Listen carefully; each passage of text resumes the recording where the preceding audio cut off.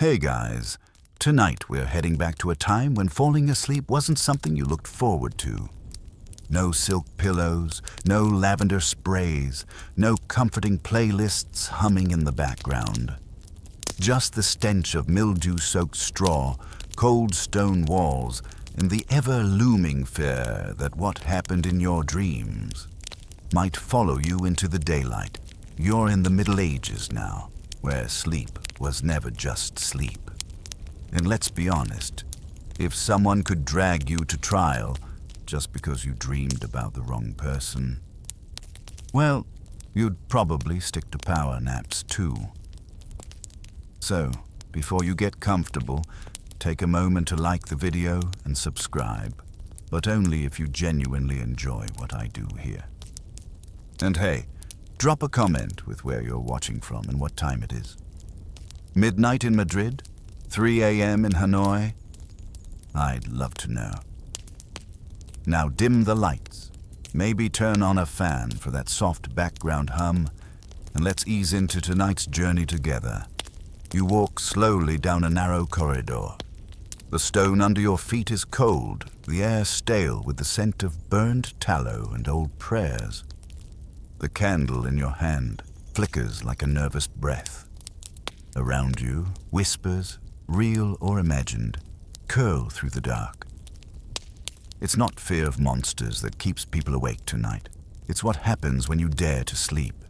In this world, sleep isn't rest. It's exposure, it's vulnerability, and worse, it's evidence. In the 14th century, to sleep too soundly, too long, or too still could raise suspicions. A man in Brittany once fell under scrutiny because his wife told a priest he doesn't move at all in his sleep, not even once. It's unnatural. That single comment was enough to prompt a parish investigation. I mean, imagine being interrogated because you finally got 8 hours of uninterrupted rest. But that's what happened here. The act of sleeping, something you do every day without a second thought, was in medieval eyes something that required protection. People would cross themselves, chant prayers, and even sprinkle holy water on their beds. Because if you went to sleep unblessed, your soul was said to be wide open, like leaving your front door unlocked during a zombie apocalypse, but worse, because here, the invader was the devil himself. And if you thought the concern stopped at personal bedtime rituals, think again. Some dreams were considered divine revelations, others straight from hell. You'd better hope your subconscious played it safe. One woman in Umbria confessed to dreaming of a talking cat. And no, it wasn't cute or whimsical. It got her branded as a heretic. Sometimes, people didn't even need to speak of their dreams to be suspected. A blacksmith in northern Germany was executed after claiming he dreamt he soared through the sky above the church and saw sinful priests punished in flames. The problem wasn't the dream itself, it was the implication. That vision threatened the authority of the church, and in the Middle Ages, that was all it took. Historians still debate whether King Henry I truly dreamed of a peasant rebellion before purging half a village the next morning. Some say it was political theater. Others, that he genuinely believed his dreams foretold betrayal. Either way, people died because of what one man saw behind his closed eyelids. And you, if you were lying in bed back then, nestled into coarse wool and creaking timbers, you'd think twice about mentioning the dream you had, especially if it was weird, especially if it involved fire, or flight, or talking animals. Dreams weren't just strange, they were evidence, and evidence meant judgment. Even monasteries weren't safe. Monks who dreamed of lust or temptation had to confess publicly. Imagine waking up, red-faced, and knowing the next step was announcing your shame to the entire abbey during morning prayers. Monastic life, already lacking in comfort, came with bonus public dream shaming. In some towns, villagers placed coins on the chests of sleeping family members. If the coin fell, the soul was believed to have wandered out during the dream. That meant danger. That meant possession. If it stayed, good news. Your soul, thankfully, hadn't gone astray. Medieval parenting tip: don't let your kid's soul drift too far without a leash. And let's not forget what happened when you said nothing about your dreams. Silence, too, could be suspicious. Why wouldn't you share your dreams unless you had something to hide? It was a lose-lose situation. Share too much and you're damned. Say nothing and people start watching you closely. Very closely. A traveling friar named Alaric once wrote, "He who controls the dreams of men controls their souls." Sounds dystopian, right? But in the Middle Ages, it wasn't a theory. It was a job description. Dreams were examined, judged, used as tools, weapons, confessions. Sleep wasn't safe. It wasn't personal. It was political. So tonight, as you curl into your blankets, hearing the soft tick of your clock or the hum of your ceiling fan, try to imagine a world where your own thoughts, your unconscious self, could betray you. And then, close your eyes. Carefully. You're still lying in that straw-stuffed mattress, rough linen scraping against your skin. Your fingers curl slightly beneath the woolen blanket as if trying to protect something fragile, like your thoughts. You're not entirely sure why, but you feel watched. Not by eyes, but by expectation. Because here, in the Middle Ages, even your dreams belong to society. And society isn't feeling very generous. In this world, sleep is a public act. To sleep too much is to invite suspicion. Sloth, after all, was one of the 7 deadly sins. And in a culture where sin was as real and punishable as theft or murder, sleeping beyond necessity painted you as weak. Or worse, immoral. If you were a servant who didn't rise with the rooster, your master might accuse you of spiritual decay. A peasant who missed morning mass after oversleeping could be scolded publicly or fined. The Benedictine rule, the monastic code followed across Christendom, demanded strict discipline, no excess in food, talk, or rest. Some monks reportedly tied their belts so tightly around their waists at night that any movement in sleep would wake them. A medieval version of setting an alarm clock, except this one left bruises. And those who couldn't wake at all, who slept too deeply, well, they were feared. The church preached that unnatural sleep, especially the kind where you don't respond to shaking, calling, or even being slapped, was a sign of possession. A gateway opened. Something entered. That something might whisper through your lips or stare out through your eyes when you finally woke. People were dragged out of bed and forced to kneel before priests to be interrogated about what they dreamed. Was it darkness? Did you see a flame, a creature, a woman with no eyes? The answers mattered. The answers, in fact, could determine whether you'd face a morning prayer or a midnight exorcism. There's a recorded case in 1294 in York, England, where a young baker, only 19, overslept for 3 days straight. When he finally rose, dazed and cold, people believed he had died and returned. His shop was abandoned. His friends had started to divide his belongings. But instead of celebrating his revival, the town accused him of consorting with demons while his body lay dormant. He swore he saw nothing. That only made them more certain. He remembers nothing, because the devil took his soul. He was beaten unconscious and left at the church steps. The church took him in, but not out of kindness. He was never seen again. And here's where it gets darker. The rich. Oh, they had ways of avoiding this scrutiny. They could afford confessors, private chapels, and even sleep wardens, servants trained to monitor them through the night and wake them if they showed signs of dark dreaming. Think of it like a medieval Fitbit that judged your morality. The poor had only superstition.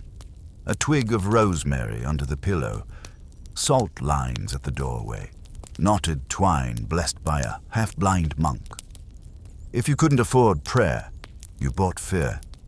You slept in layers, not for warmth, but because shedding clothes while asleep could be mistaken for a dream of lust.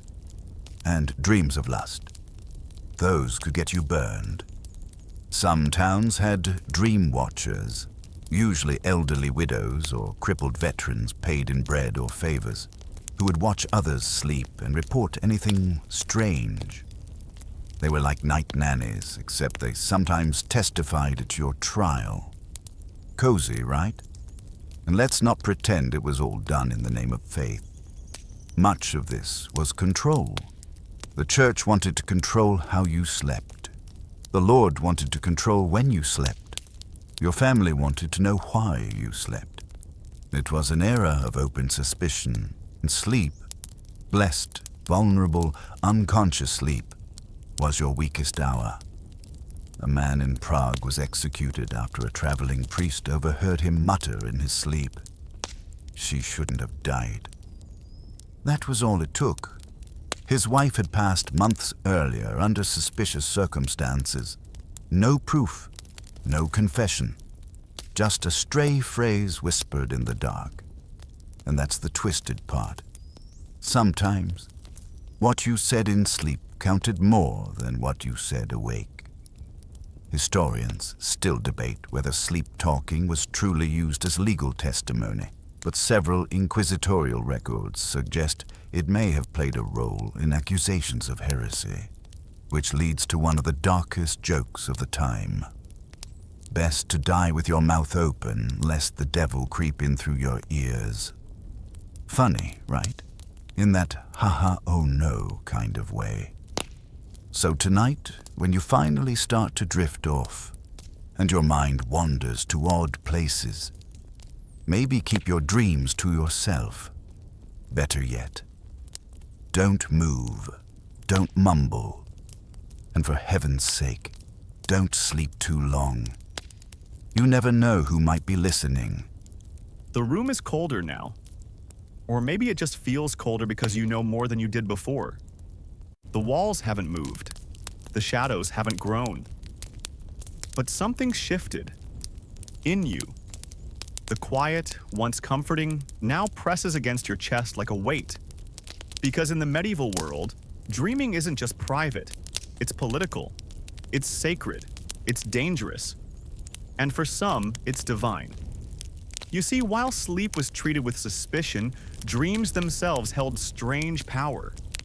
Not all dreams were evil. In fact, many believed that certain dreams were direct messages from God.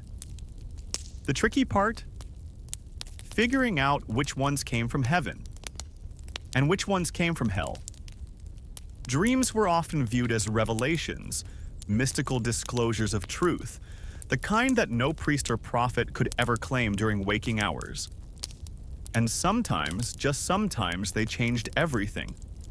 A merchant in Marseille once dreamt of a buried relic beneath the old Roman aqueduct. He told a friar. Days later, they found a decayed wooden cross beneath the stones. Was it real? Or was the friar just really good at digging where it smelled holy? Who knows? But suddenly, the merchant had a new title, the Dreamer of God. But don't get too comfortable, because that same title, if misused or misunderstood, could kill you.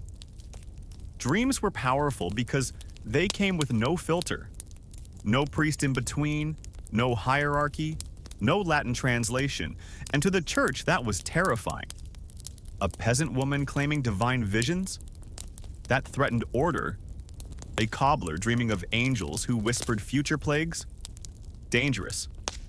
That wasn't revelation. That was rebellion. It wasn't just theory. In 1233, A young girl in northern Italy claimed that Jesus had come to her in a dream and warned of the Pope's corruption. Her village was sympathetic, until the bishop heard about it. She was arrested.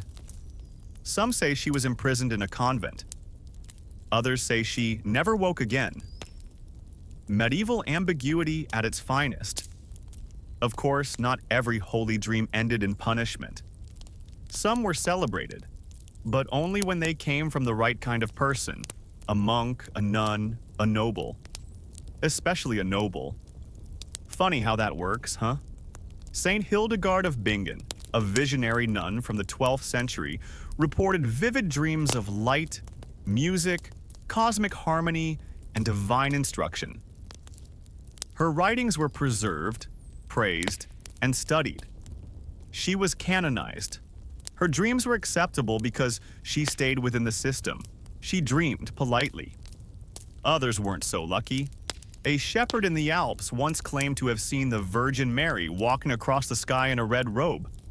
His neighbors were fascinated. A local monk, less so. The man was forced to confess his blasphemy, and when he refused, he disappeared. Again, conveniently vague records. The Middle Ages loved leaving us with cliffhangers, but here's the part that really warps the logic. Sometimes, dreams were considered valid only if they were painful. Joyous visions were often dismissed as temptations, distractions from the devil. But nightmares, suffering in sleep, that was a sign of spiritual struggle. The more tormented your dream, the more likely you were receiving divine instruction. It's like having a spiritual hotline where the customer service reps only answer if you're screaming. So how do you know if your dream is from God or Satan? Enter the dream interpreters. Yes, that was a real role. Monks, priests, sometimes even traveling holy men would offer their services as spiritual analysts. They'd sit across from you, chin resting on knuckles, eyes narrowed, while you explained how you dreamt of falling into a river of teeth. Then they'd nod gravely and say, "Ah, you're being called to celibacy." Helpful, right? But it wasn't a joke back then. People would travel miles, spend what little coin they had, just to have someone help them make sense of the shadows in their heads. Dreams weren't just nighttime quirks. They were guides, warnings, verdicts. And yes, people sometimes lied about their dreams to gain influence. Claim you dreamt of a saint, and you might be invited to dine with nobles. Say the Virgin told you to dig a well, and you might just be in charge of the next pilgrimage site. There were entire industries built on dream manipulation. Some churches were built atop dream locations. Others were burned down because of visions that predicted their corruption. Historians still argue about whether the 1311 uprising in Toulouse was influenced by a widespread dream panic. Multiple villagers claiming to see fire raining down from the skies in sleep, predicting the wrath of God. Some believed, some didn't. But one fact is clear. Dozens of people died over what they thought they saw with their eyes closed. So as you start to drift, think about what it would mean if your dreams held political weight. If every image, every whisper could be judged, cataloged, or punished, what would you dare to dream? A kiss? A fall? A flame? Maybe don't. You never know. Your blanket feels heavier tonight, doesn't it? Not physically, just emotionally. As if knowing that a simple dream could make or break your standing in society has added 5 pounds to your sleep. And if dreaming wasn't risky enough, let's talk about its darker twin, the nightmare. In the medieval world, nightmares weren't just bad dreams. They were warnings, symptoms, or condemnations. A nightmare could mean the devil was close, or worse, it could mean the devil was already inside you. Now imagine this. It's 1372 in a damp little village on the edge of the Black Forest.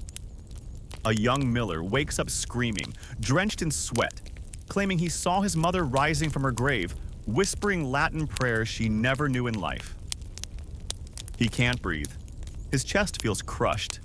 His eyes are bloodshot. And instead of a doctor, the villagers send for the priest. Why? Because what he described matched an ancient fear, a visitation by the Mara, a demonic entity that sits on your chest while you sleep, squeezing your breath, feeding on your soul. It's the medieval explanation for sleep paralysis, but back then, there was no neurology textbook, only scripture and suspicion. And here's the scary part. This wasn't rare. Across medieval Europe, records show people waking up with scratch marks on their chest, bruises, even bloody noses. Signs, they believed, that something or someone had visited them in their sleep. Succubi, incubi, demons disguised as lovers, children, or angels. You never quite knew who or what you'd find behind your eyelids. In 1280, a young nun in France reported having recurring nightmares of being dragged through the forest by faceless monks.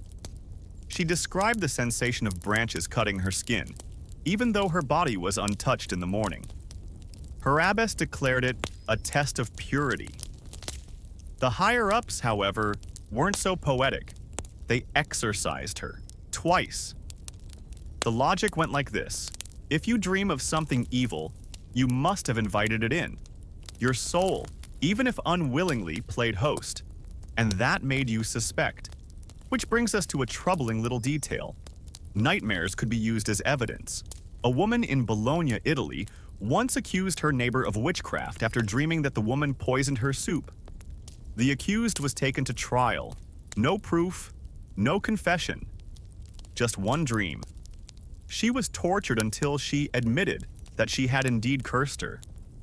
Whether she believed it or not by the end, we'll never know. Some theologians of the time tried to set rules. Dream categories, if you will. They divided them into 3 types. Visio, divine or prophetic visions, usually rare, usually reserved for saints.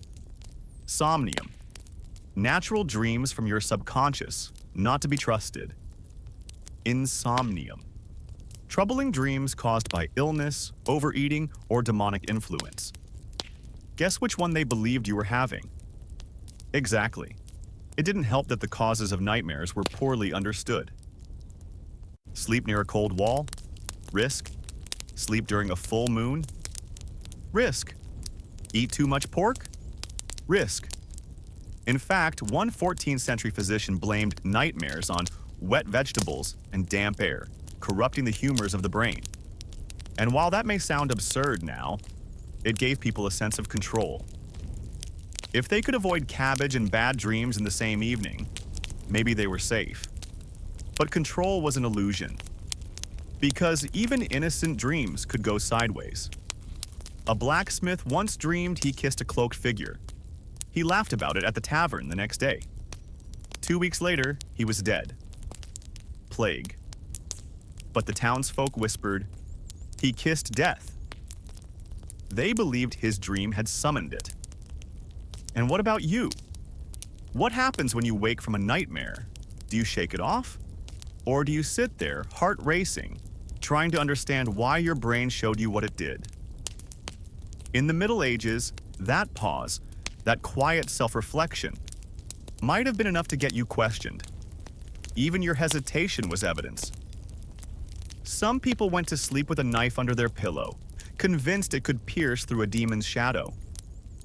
Others drank herbal brews, valerian, poppy seed, wormwood, hoping to lull the night into submission.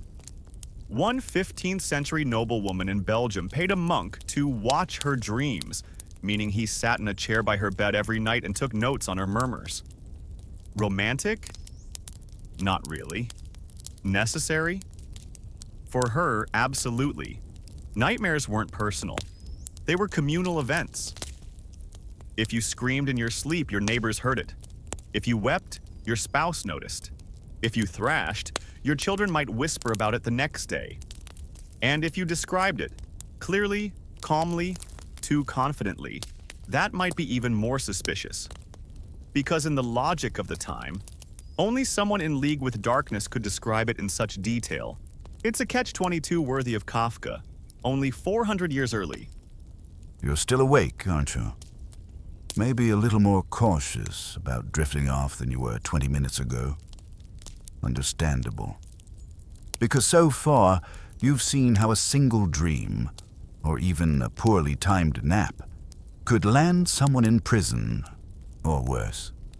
But we've only just begun to touch the truly bizarre edge of this world. Tonight we put dreams on the witness stand. But now, we'll take things further.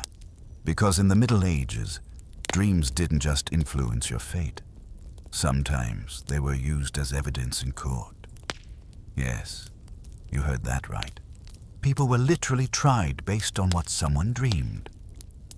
Let me paint the scene. It's the early 1300s, somewhere in Bavaria. A farmer's wife has a vivid dream.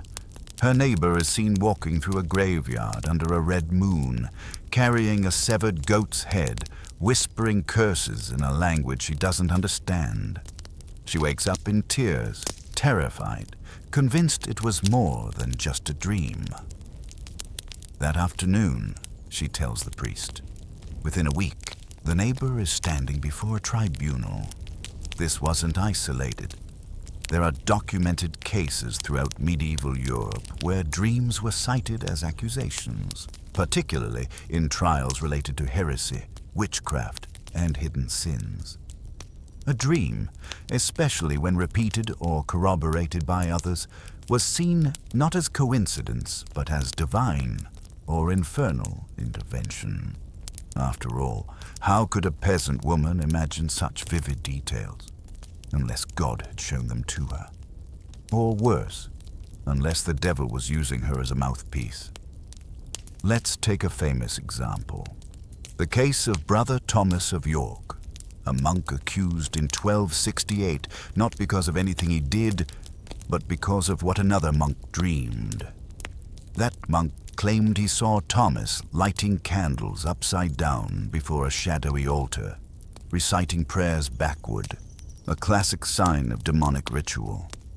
Despite Thomas's protests, the dream was taken seriously enough to merit a formal investigation. Now you might be thinking, surely cooler heads prevailed. Nope, they tortured him to see if the dream had truth in it. The irony. He confessed, not because he was guilty, but because after the fourth night in chains, he started dreaming the same thing.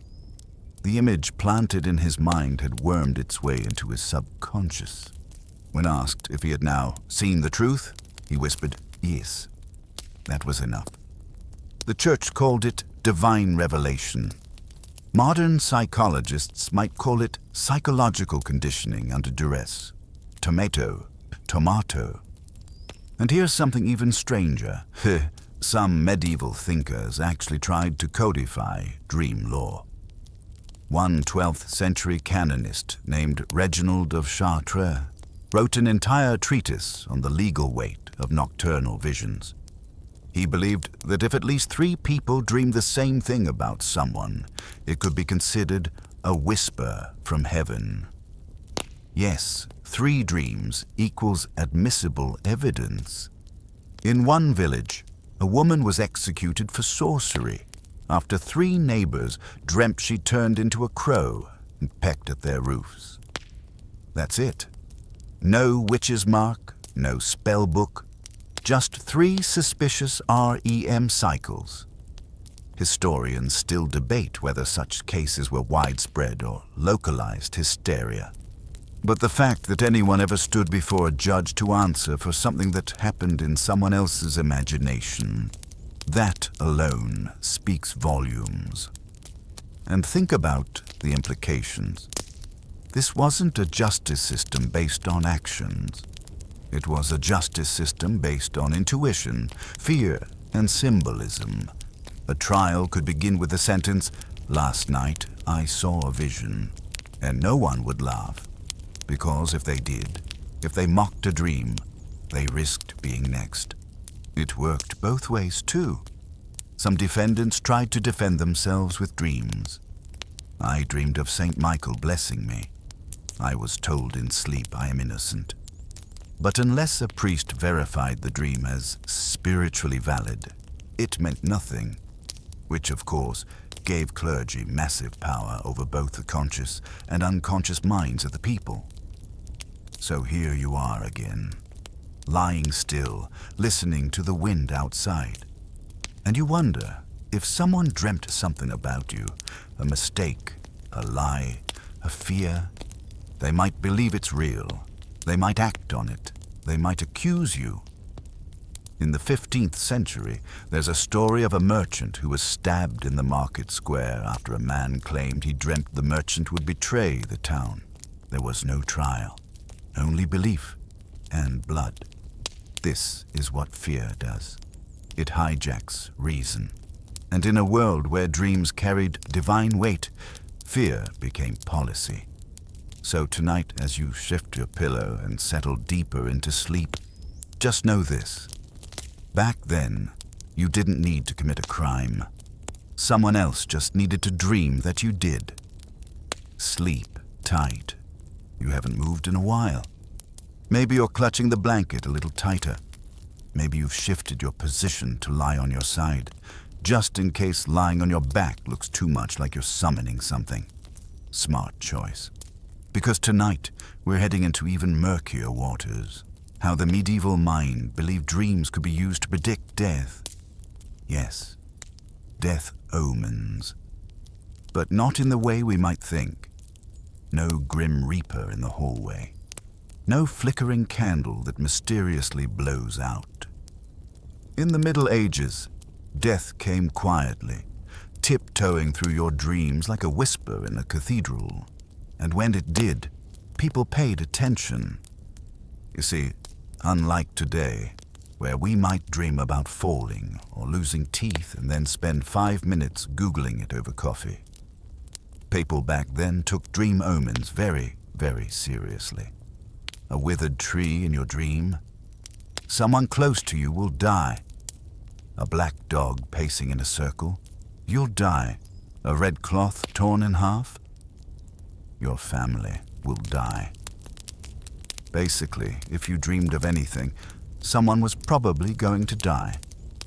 Entire manuals were written about these symbols. One 14th century dream book, Somnial Danialis, listed over 700 possible interpretations, most of them grim. To dream of walking through a cemetery meant disease was approaching. To hear bells tolling in your sleep was considered a direct message from the beyond. But the most dreaded? The dream of a mirror breaking, because that meant your own time was nearly up. And the real twist? These weren't just personal beliefs. Whole communities would react to one person's dream. In parts of rural France, if someone claimed to have dreamed of a local bridge collapsing or a specific house burning, the townsfolk might avoid the area for weeks.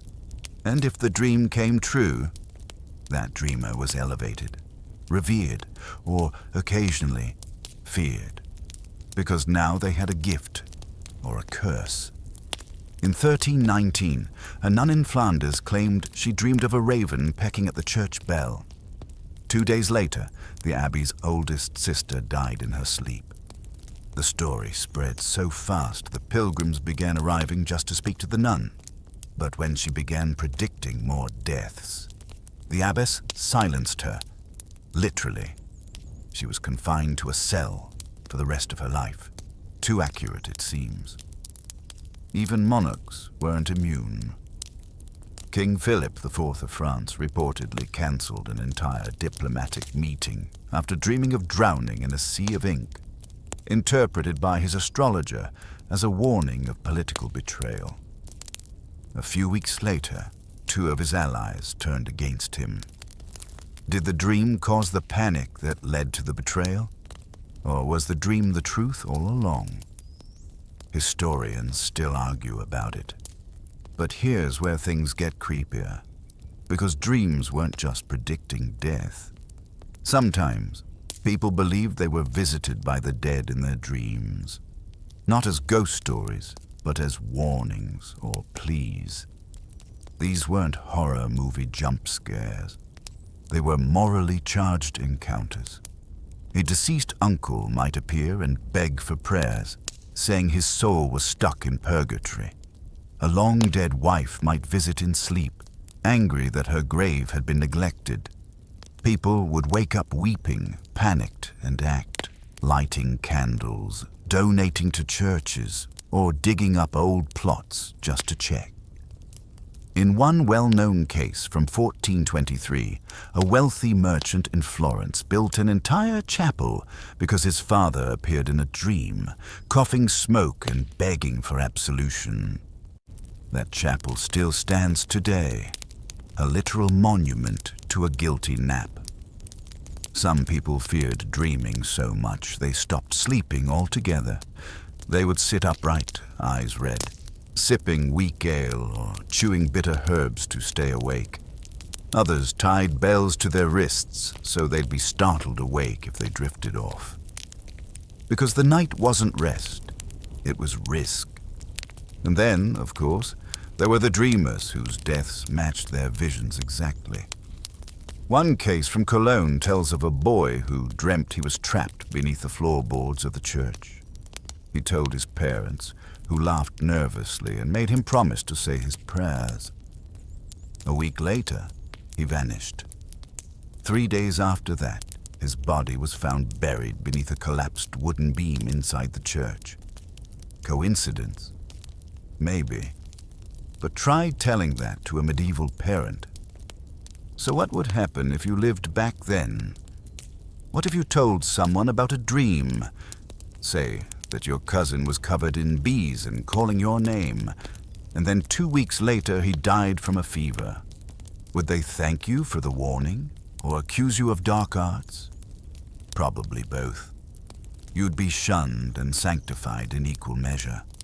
Because in the Middle Ages, knowing death was coming made you special, but being right about it made you dangerous. So tonight, as your eyes begin to flutter and that first warm wave of drowsiness pulls you under, try not to dream of bells, broken mirrors, or burning trees. Just think of something simple, something soft, something that doesn't carry an omen, like a loaf of bread, or a quiet lake, or a room where no one wakes you whispering, "It's your time." The darkness wraps around you now like a thick woolen cloak, itchy, heavy, but oddly comforting. You're still here, still safe, still awake. Or maybe not. Maybe you've already slipped into the first layer of sleep, that fuzzy space between waking and dreaming. And if you were in the Middle Ages, that's exactly when they might come. Because tonight, we are stepping into the world of night visitors, beings believed to haunt, touch, or even steal you while you slept. Let's be clear, this isn't folklore in the way we think of fairy tales today. These were common knowledge, accepted by everyone from farmers to scholars. A baker in Bruges and a bishop in Rome might have very different lives. But if you asked either of them about what could crawl through your dreams, they'd give you the same answer. Night spirits were real, and they were watching. Let's start with the incubus and the succubus. You've probably heard the names before. Seductive demons that visit people in their sleep. In modern times, they've been turned into pop culture punchlines. But back then, there was nothing remotely funny about them. If you woke up feeling heavy, sore, or ashamed, people believed you'd been visited. An incubus was said to lie atop women at night, pressing down, whispering obscene things, sometimes stealing breath, sometimes more. The succubus did the same to men, except she was believed to steal life force through dreams. Some medieval texts even claimed that these demons could extract seed from sleeping men, carry it across the land, and impregnate women in other villages under the guise of a second demonic form. Basically, medieval paternity tests were a mess. It sounds wild, but think about what's really happening here. The incubus and succubus were ways to explain guilt arousal, sleep paralysis, trauma, even repressed desires. In a world that couldn't talk about those things openly, the supernatural stepped in to fill the gap, and once the story took root, it never left. One monk wrote of waking nightly with bite marks on his thighs. A noblewoman in Castile refused to sleep in any room without garlic hanging from the beams. Entire convents recorded mass visitations, where multiple nuns experienced identical dreams of being touched by shadowy figures. Visions later labeled as tests of purity or, less kindly, signs of hysteria. Even the architecture started to shift. Some castles and manors built charm ledges, thin stone ridges above beds where holy objects could be placed to ward off dream spirits. These weren't decorative, they were defensive. But demons weren't the only visitors. In some parts of Europe, people feared the Alp, a small goblin-like creature believed to sit on your chest and twist your dreams. In Scandinavia, it was the mare, a shadowy woman who crept in during sleep and brought terrifying visions. Sound familiar? That's actually where the word nightmare comes from. These creatures were blamed for every unexplained pressure, every scream that came from a sleeper's mouth, every mysterious bruise in the morning. People left milk at windows, carved symbols into bed frames, tied iron keys beneath their pillows. Anything to keep the invisible visitors at bay. And it wasn't just individuals who were haunted. Sometimes entire villages reported the same dreams. A chilling example comes from the 13th century in what is now Slovakia. A group of farmers claimed that night after night they all dreamed of a faceless man dragging a chain across the fields. The dreams always ended the same way, with the man turning and pointing to a single cottage. It didn't take long for the villagers to burn that cottage to the ground. Was there any proof? Number just shared fear, whispered from bed to bed. Historians suggest this might be a case of collective trauma, possibly linked to famine or plague. But the people of the time had no psychology textbooks. They had dreams. And when dreams align, fear spreads fast. Sometimes it was personal loss that created the visitor. Parents who lost children often claimed their child returned in dreams. Silent, cold, sometimes accusatory. These were not the sweet reunions of modern movies. These were visitations of unfinished business. If the child had not received a proper baptism, or if the burial had been rushed, their spirit was believed to wander, appearing in sleep until the mistake was corrected. In one town near Dijon, a grieving mother reportedly dreamed every night for a month that her baby was crying from under the floorboards. She eventually dug up part of the kitchen. Whether she found anything, we'll never know. But she claimed the dream stopped. And of course, we can't forget the most terrifying visitor of all. The self. That's right. In rare cases, people claim to see themselves in their own dreams, watching from a corner, whispering, even committing violent acts. Medieval scholars feared these visions deeply. They suggested that if you saw yourself acting against God in a dream, it meant your soul was fracturing, that a piece of you had broken loose and might not return. Some even claimed that these dream selves could switch places with you. You go to sleep, and something else wakes up. Yeah. Try not to think about that as you close your eyes tonight. So what could you do? How did people protect themselves? Prayers were whispered. Psalms recited 3 times. Holy objects were placed at the corners of beds, one for each cardinal direction. And always, a candle was left burning low, just in case something came and you needed to see it before it saw you. But if that candle flickered for no reason, if the flame bent toward your bed, If the air turned cold for just a moment, well, you better not scream. Because back then, if you screamed in your sleep, people didn't wake you gently. They tied you down. The room is still, but now the stillness feels tentative, like the silence is listening. You've been lying here for a while. Safe, you hope, learning that sleep was never just sleep in the Middle Ages. It was risk, a test, a space where even your thoughts could betray you. And now it's time we talk about what happens after the dream ends. Because in this strange world of flickering candlelight and whispered prayers, there was something even more disturbing than the dream itself. Remembering it. You see, to remember a dream in the Middle Ages wasn't just a matter of idle curiosity. It was a responsibility, a burden, a possible sin. Forgetting your dream, that was considered dangerous. But remembering it too well, that was worse. Let me explain. If you dreamed something powerful, something disturbing, holy, or even beautiful, and remembered it clearly, it meant one of two things. You were being tested, or you were being used. Theologians argued that God or the devil could implant dreams in your mind. But if you remembered every detail, that meant the dream had sunk deeper than a passing vision. It had rooted itself in your soul, and rooted dreams could sprout into action.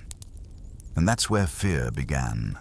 A merchant in Ghent once dreamed, over and over again, of walking down a corridor filled with doors. Behind each door was a version of himself, crying, bleeding, laughing, praying. He remembered every door, every sound, every version. He told a monk. He was locked up within a week. Why? Because remembering so vividly meant he was too close to truth, or too close to madness, possibly both. And the church couldn't take the risk. Dreams were expected to be blurry, fragmentary, fading like mist by morning. That was safe. That was normal. But clarity was suspicious. So imagine the pressure. You wake up from a vivid dream, heart pounding, the images burned into your mind. You're terrified. But if you say nothing, and someone finds out you were dreaming strange things, you might be accused of hiding forbidden knowledge. And if you speak openly, clearly, then you're too precise. You must be involved. No matter what, you lose. So people developed rituals to control the memory of their dreams. Some would spit 3 times upon waking, an ancient way to purge the dream.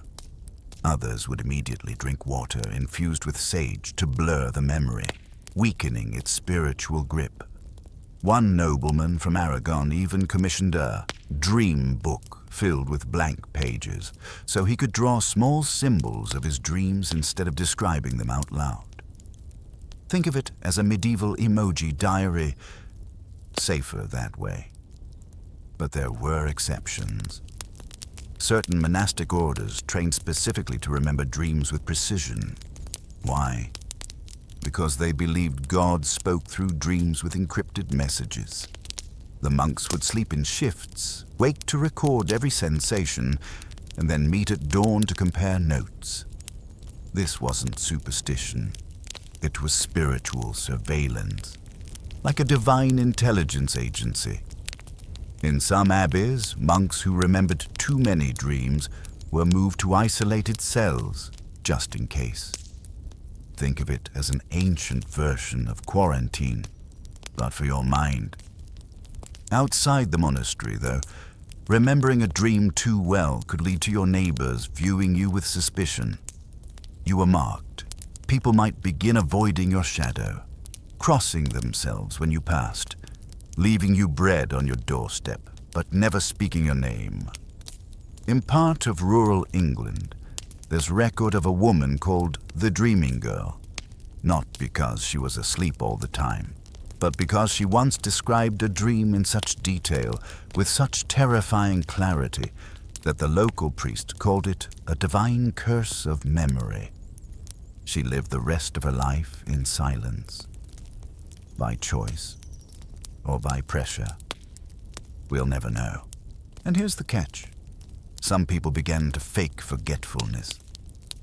Oh, I had a strange dream, but I don't remember it now. I think there was a mountain, or maybe a river. Vague, safe, forgettable. Because in the Middle Ages, ambiguity was protection. The less you remembered, the less others could use your dreams against you. Which is a strange thought, isn't it? That the best defense wasn't silence, it was fuzziness. Even children weren't spared. Some parents would wake their kids and immediately ask, "What did you see?" If the answer was too specific, especially if it involved a dead relative, a fire, or a cross, the child would be taken straight to confession. No time for breakfast. There's even a record of a village in Austria that held an annual dream-telling festival, where everyone shared a dream from the past year. Harmless fun, you'd think. Until one man dreamed that the bishop's ring fell into a swamp. That was enough to shut the festival down forever, because only God decides what sinks. The tragedy here isn't that people were afraid of their own minds. It's that they were trapped in them. Sleep wasn't rest. Dreaming wasn't freedom. And memory, beautiful, precise, dangerous memory, was a liability. So tonight, as your own dreams begin to unfurl behind your eyelids, maybe don't try too hard to hold on to them. Let them slip away. Let the details blur. Forget and be safe. You shift slightly under the covers, not because you're uncomfortable. No, your pillow is soft, the blanket just warm enough. But because something inside you is quietly unsettled. The idea that remembering too well could endanger you. That's enough to keep your thoughts tiptoeing. But we're not done yet. Because now, we need to talk about something even stranger than dreams of death or demons. We need to talk about the belief that dreams weren't always yours. That's right.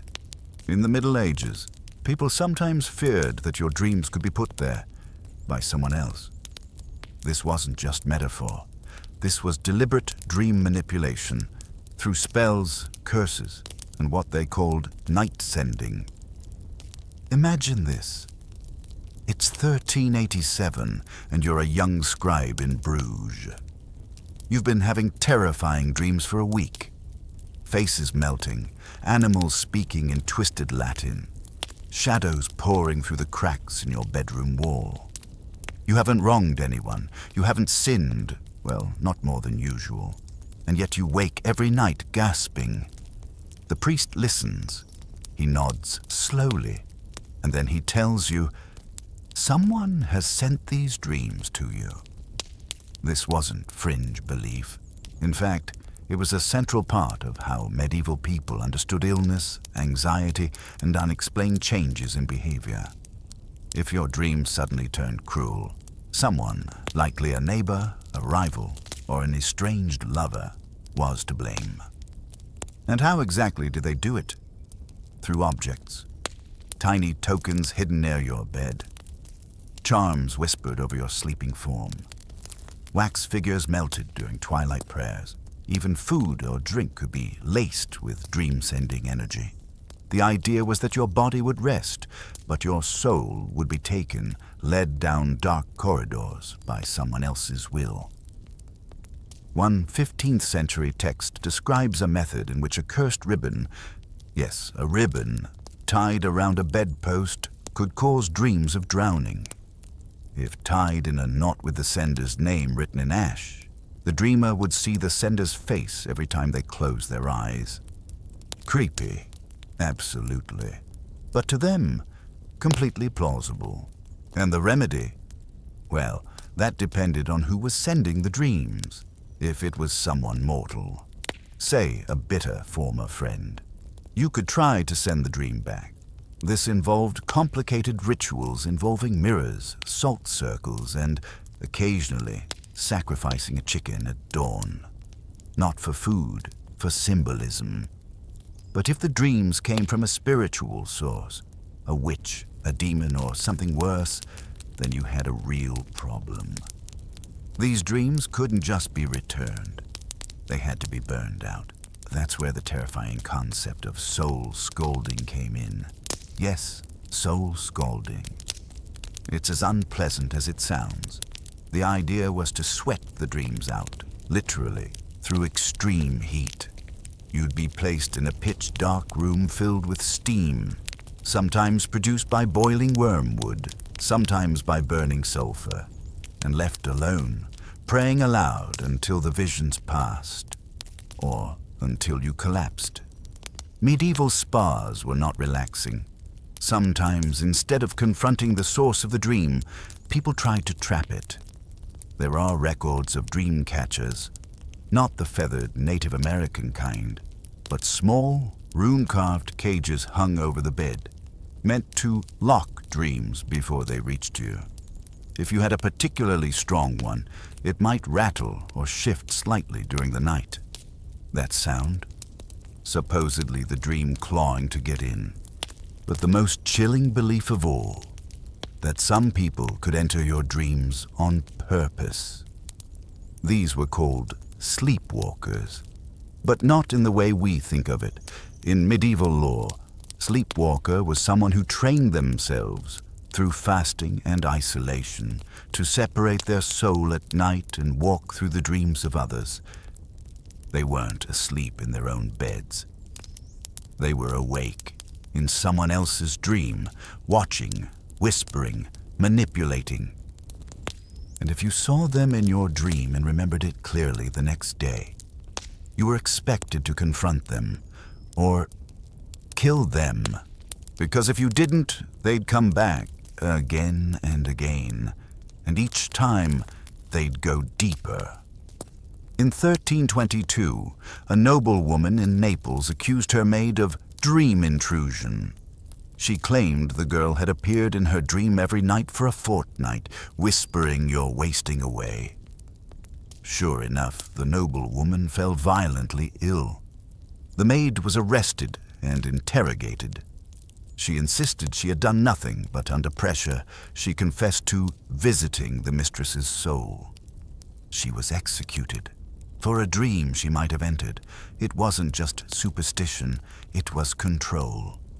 Because if your dreams weren't yours, then you weren't safe even in your sleep.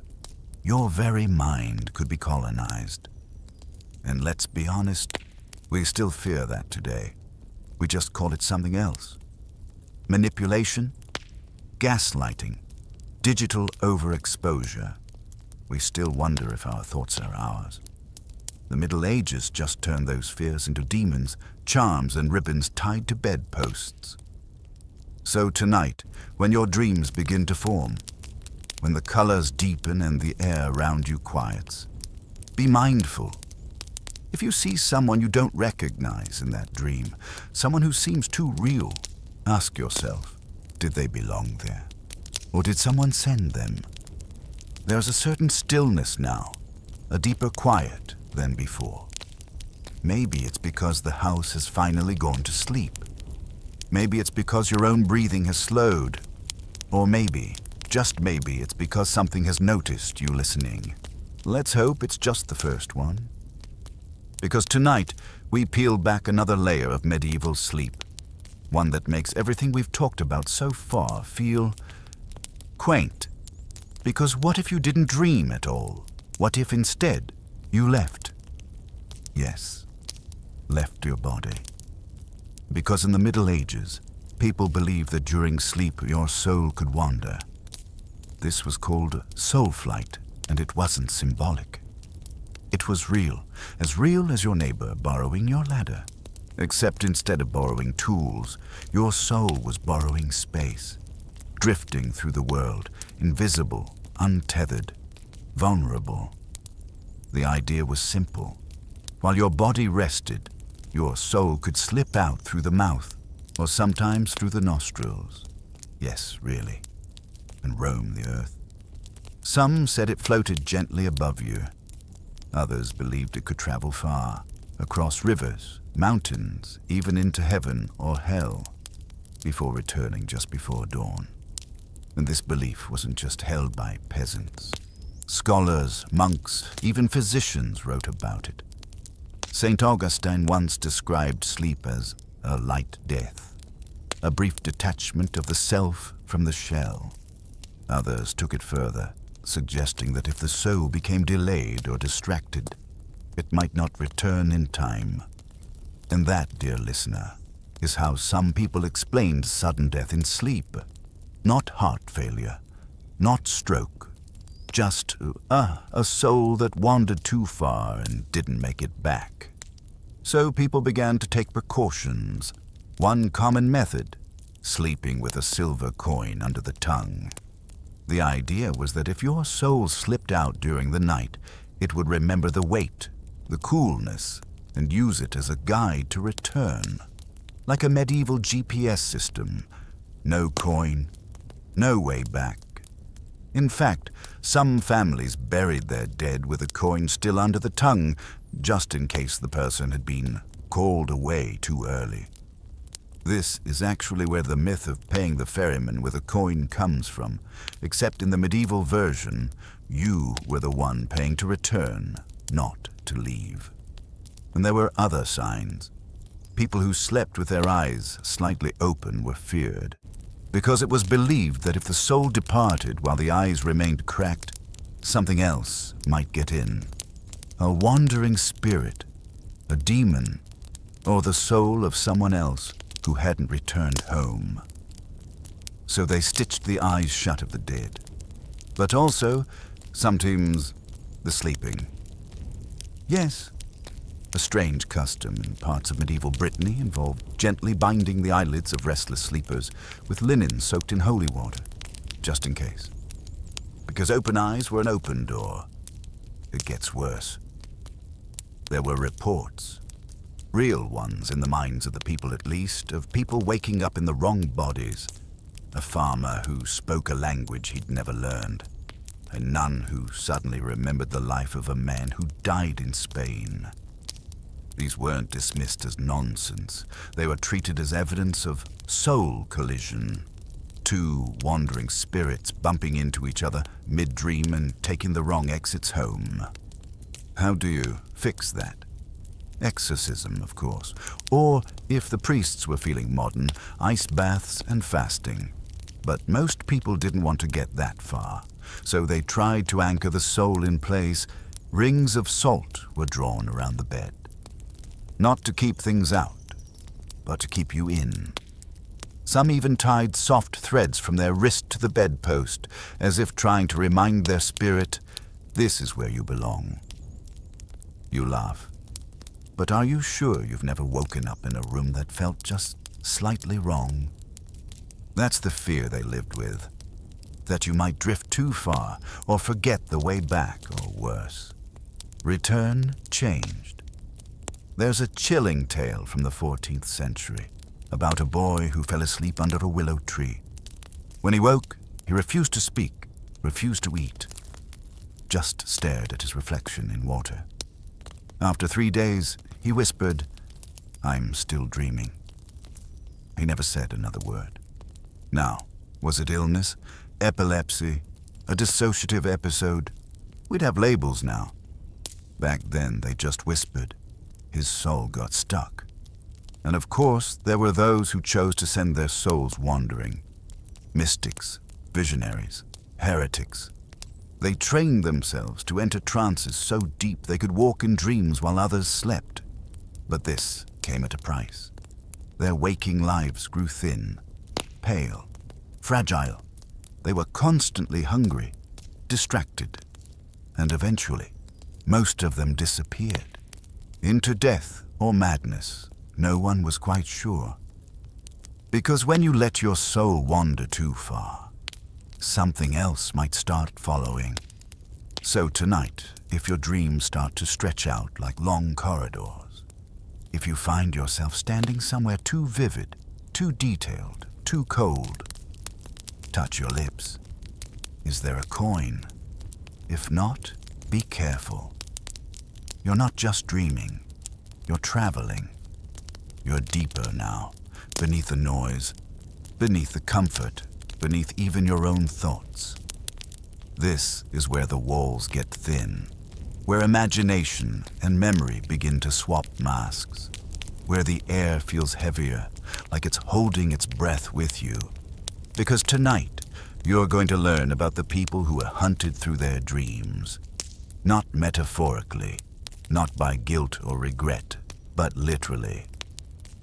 Welcome to the terrifying world of dream trials. We've touched on this before, haven't we? That dreams were used as evidence, that people feared being judged for what they dreamed. But now we move beyond fear, beyond warnings whispered at the edge of sleep. Now we step into a world where dreams weren't just believed, they were prosecuted. Let's start with a haunting case from 1442 in a village near Vienna. A man named Lucas, a miller by trade, began having the same dream each night. In it, he stood on a frozen lake. Beneath the ice, he saw faces, dozens, maybe hundreds, twisting in agony. He woke screaming. At first, his neighbors were sympathetic, but then the dreams spread. One by one, others began having similar dreams. The same lake, the same faces. And in every dream, Lucas was standing in the center. It didn't matter that he couldn't explain it. It didn't matter that he was terrified too. What mattered was that now, everyone saw him as the source. He was brought before a local tribunal and accused of consorting with the dead. Not because of anything he said, not because of anything he did, because of what others dreamed about him. And he was found guilty. He was sentenced to a 3-day ordeal of silence, starvation, and isolation. They believed if he was innocent, his dreams would become pure, cleansed. But on the second night, he died. Not by execution, just stopped breathing. Some said his soul had been torn apart in sleep. This wasn't a one-off. In several parts of medieval Germany and Bohemia, a strange legal phenomenon arose. Trials based on shared dreams. Entire village courts were convened to address night accusations. If multiple people dreamed that someone had sinned, stolen, cursed, betrayed, the dream itself became admissible.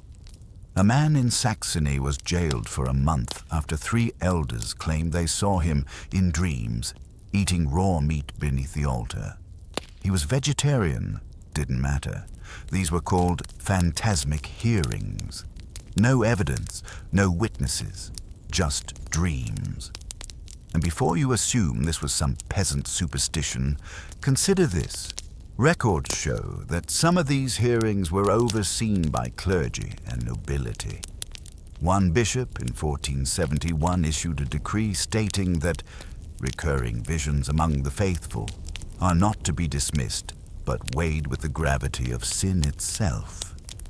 In other words, if your neighbors dreamed you were guilty, God might be showing them something truer than reality.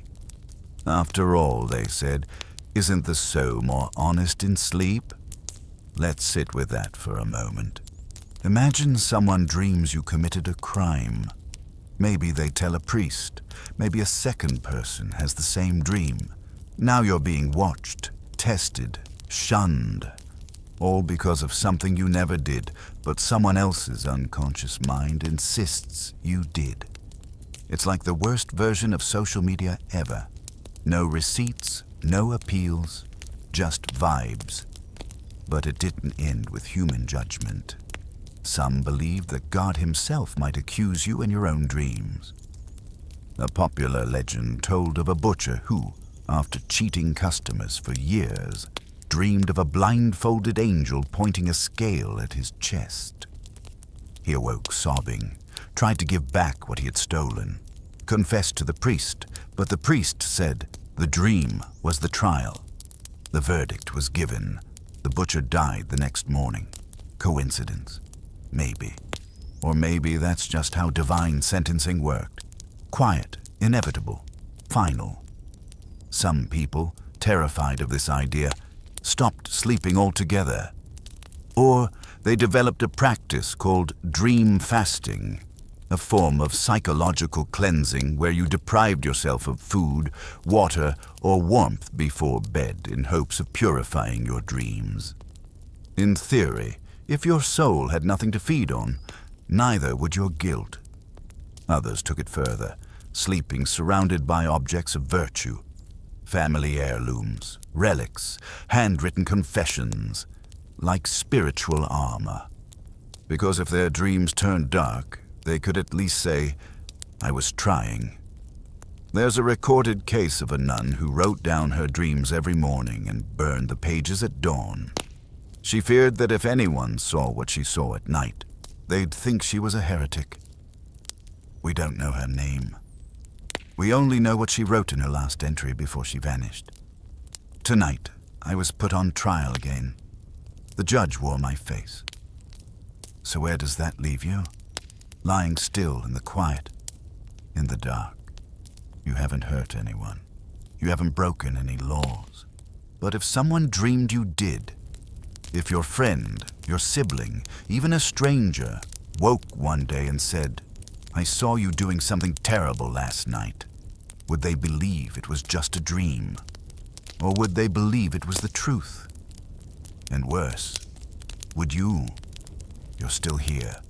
That alone is worth something. 12 parts deep into a world where dreams weren't soft or safe, but sharp-edged things, capable of turning against you. And now, as the silence thickens like old velvet, it's time we uncover one of the strangest fears of all, the fear of dreams coming true. Exactly a scene. Now you might think that would have been considered a miracle in the Middle Ages, a divine gift, a clear sign that someone was chosen, and sometimes, yes, sometimes it was, but more often, it was a curse. Because if you saw something in a dream, something clear, detailed, accurate, and then it happened, you weren't applauded, you were investigated. Let's start with the tale of Matilda of Lübeck, 1358. She was a merchant's daughter, quiet, literate, obsessed with stars. One night, she dreamed that the market square caught fire, so precisely that she described the way the flames curled around the bell tower, the way a green awning would collapse, the sound of copper cracking from heat. She told her family, her priest, the neighbors. 3 days later, lightning struck the north chapel. The fire spread. The green awning collapsed exactly as she said. Even the copper bell cracked in half. She didn't get praise. She got a cell. Because the thinking was simple. How could you know unless you helped it happen? People feared the dreamer whose vision came true. They didn't see a prophet. They saw a participant, someone aligned with forces outside human control. Maybe a witch, maybe a demon's pawn, maybe worse, someone who had left the body and seen things no living person should. This was different from prediction. It was witnessing. And witnessing, in the medieval mind, required presence. And presence meant proximity to the supernatural. Matilda spent 10 years confined to a convent under constant surveillance. No one ever proved she caused the fire, but no one ever forgot she saw it coming either. And hers wasn't an isolated case. In 1406, a monk in Verona dreamed of a pope dying alone in a cold room. He recorded the dream, described the room, the coughing, the silver ring slipping off a skeletal finger. A month later, Pope Innocent VII died exactly that way, in a private chamber during a fever, alone, ring missing. The monk was excommunicated, his texts were burned, his name was scrubbed from monastery records. Because once your dream matches reality too well, it becomes indistinguishable from intention. It's a terrifying concept, isn't it? That seeing something makes you responsible for it. Some people began to hide their dreams, especially if they seemed detailed, specific, concrete. They'd write them in code, bury them under floorboards, or only whisper them to trees. And if something came true, they'd pretend it hadn't. That's not what I meant. That's not what I saw. Denial became protection. And then came the worst cases, the ones where people dreamed of violence. And it still happened. A woman in Rouen dreamed that her husband would kill a traveler on the road and bury the body beneath the chicken coop. She begged him not to go. He laughed, left anyway. 2 days later, the sheriff arrived. There had been a murder. The body was under the coop. He confessed eventually. But the town never forgave her. How did she know? They asked. Was she involved? Did she dream it, or did she help it? Because in this culture, dreams were evidence. But also, dreams were weapons, and once a dream came true, people believed it had to be fulfilled by someone. And if not the dreamer, then who? There were even whispered stories, never written but passed down like warnings, about dreamers who made things happen just to make their visions right. Not because they were evil, because they were terrified of being called liars. Or worse, being called witches for seeing wrong things. Better to be correct and cursed than mistaken and dead. Can you see how twisted that logic became? And this fear crept into every layer of society. Kings had nightmares and ordered preemptive arrests. Peasants dreamed of floods and abandoned their homes. One lord in Yorkshire built an entire moat around his castle, not for defense, but because his son dreamed of drowning again and again in a dry courtyard. If he drowns, the Lord said, it won't be here. He drowned 3 years later, in that moat, and the whispers began. So what about you? What if tonight you dream of something that hasn't happened yet?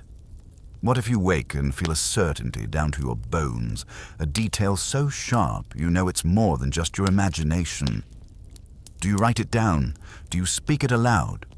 Or do you stay quiet, afraid that knowing too much might mean causing too much? The medieval dreamer didn't get to decide whether their dreams mattered. They just had to live with the consequences. So tonight, as your breath slows and your mind begins to wander, if you see something crystal clear, unshakable, real, maybe let it fade. Maybe let it stay inside. Because if it comes true, you may not be the only one who remembers. By now, your eyes are probably half closed, the edges of your thoughts softening. But your mind is still following the thread, because how could it not? After everything we've seen, sleep feels less like rest and more like crossing a threshold. And tonight, that threshold leads to a question medieval people feared more than death itself. What if your dreams could be stolen? Not just manipulated, not shared, not visited.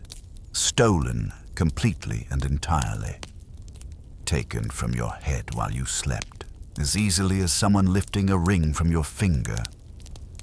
This fear was especially common in the 15th century, when dream theft was considered a serious spiritual crime, on par with curses or poisoning.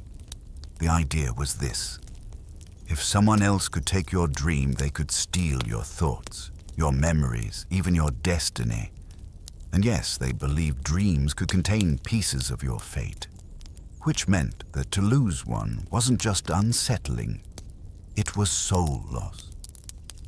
Now, how did someone steal a dream? There were several methods, depending on who you asked. But the most feared was through the breath. The belief was that as you slept, your dream exited the body, briefly on your breath, hovering in the air above your face like mist. If someone inhaled that breath at just the right moment, usually between midnight and cockcrow, they could take your dream into themselves. which is why some people slept with cloths over their faces, even in summer, not for warmth, for defense. And it gets stranger. Certain herbs, henbane, poppy, mugwort, were believed to make your dreams stronger, more vibrant, more stealable. Witches were accused of burning these plants in secret, not to dream themselves, but to lure dreams out of other people. The idea was that dreams could be coaxed, like smoke from a sleeping person's mouth, trapped in jars and used later for spells. Yes, dream jars. They weren't metaphors. Descriptions vary, but many believed these were small glass or clay vessels sealed with wax. Inside? Not a physical dream, of course, but a residue, a feeling, a memory. And once sealed, the dream could be fed to someone else, through food, drink, or touch. Imagine drinking wine poured from a bottle where someone's dream had been stored. And suddenly, you begin to see things. Memories, not your own. A landscape you've never visited. A voice you recognize but can't place. A grief that doesn't belong to you. It was disorienting and dangerous. There are cases where dream theft was used deliberately to transfer pain. In 1419, a healer named Adela in Laon claimed to remove nightmares from her patients and store them safely. She was praised until someone broke into her cottage and found 27 jars, each labeled with symbols. They smashed the jars. Half the village reported nightmares that night. Coincidence? Or release? Other times, dream theft was a weapon. Lovers would steal each other's dreams to know the truth. Rivals would try to extract plans, secrets, or guilt. And worst of all, mothers feared their baby's dreams being taken before the child could even speak. In parts of medieval Scandinavia, infants were laid to sleep with mirrors beside their heads, so the dream would bounce back into them. In other places, people whispered lullabies not to soothe the child, but to bind the dream inside. The lullabies were spells, gentle, repetitive ones. Sleep, sleep, don't let it stray. Let no one steal your dream away. If they do, may their tongue go dry and their feet forget how to lie. Charming and deeply unsettling. But how did people protect themselves? Some wore dream locks, small talismans tied around the wrist or ankle, often made from woven hair and beeswax. The hair bound the self. The wax trapped the essence. These weren't mass-produced. They were handmade, often by grandmothers or midwives. You never wore someone else's dream lock. That would be inappropriate. And if you suspected someone had stolen your dream, you didn't confront them directly. Number, that was dangerous. If they were powerful enough to take a dream, they might be powerful enough to replace it with something darker. So instead, you did what people always do when they're afraid. You told a priest, or worse, a mob. One man in Bologna was dragged from his home in the dead of night because 5 people claimed he'd been seen inhaling shadows. He didn't even know what that meant. They found a jar of wine and a broken mirror in his cellar. That was enough. He vanished. No trial, no explanation, just a house no one would sleep in afterward. There was no way to prove dream theft. That's what made it so terrifying. It was invisible, inaudible, impossible to trace. You'd just wake up one day and feel hollow, like a part of you had been replaced. Even today, we still talk about that feeling, don't we? Waking from a dream that felt important, but vanished before we could grasp it. A name on the tip of your tongue, a place you've never been that feels familiar. Maybe it's nothing. Maybe it's just memory misfiring. Or maybe someone took it. And if they did, let's just hope they never give it back. You're still awake, aren't you? Not fully, but not quite asleep either. You're in that delicate in-between place where reality feels flexible, where thoughts start to untether themselves and drift. And that's perfect, because now it's time to explore a corner of medieval dreaming so strange, so quietly horrifying, it barely made it into official records. The dream that didn't end. You heard that right. Perpetual dreaming. Not a long nap, not a coma. A waking life spent entirely inside a dream, while the body moved, talked, and lived like everything was normal. Or close to normal. You see, people in the Middle Ages believed that under certain rare conditions, a person could become stuck inside their dreams, but still function in the waking world. They called this state the wandering sleep, or in some monastic texts, somnium ambulans. Sleepwalking? No. This was far worse. This wasn't a person unaware of their actions. This was someone convinced that what was happening around them was part of the dream. Let's make it clearer. Imagine this. Your neighbor wakes up one morning and tells you the sun is made of wax, that their wife has been replaced by a goat with human eyes, that they're waiting for a crow to deliver their destiny.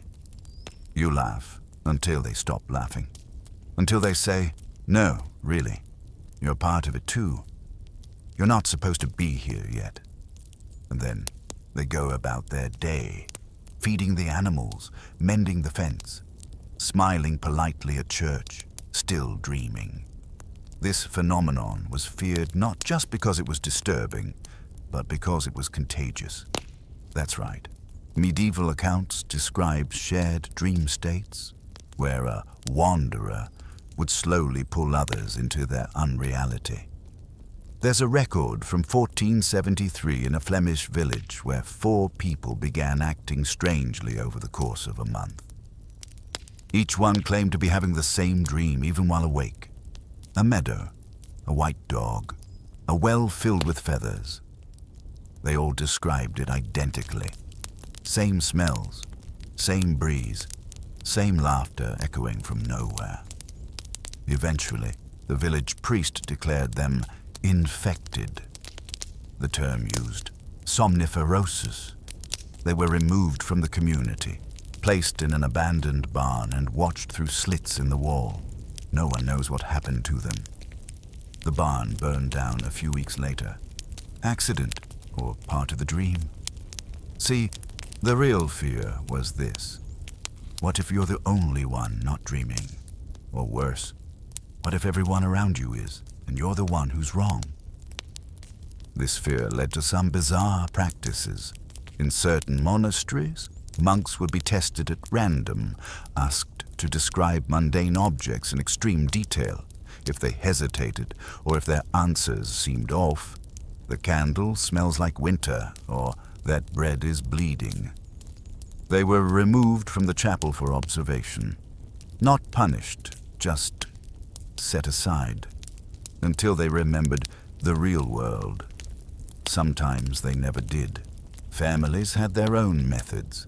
A child who claimed to be dreaming while awake might be dunked in cold water or pricked with nettles.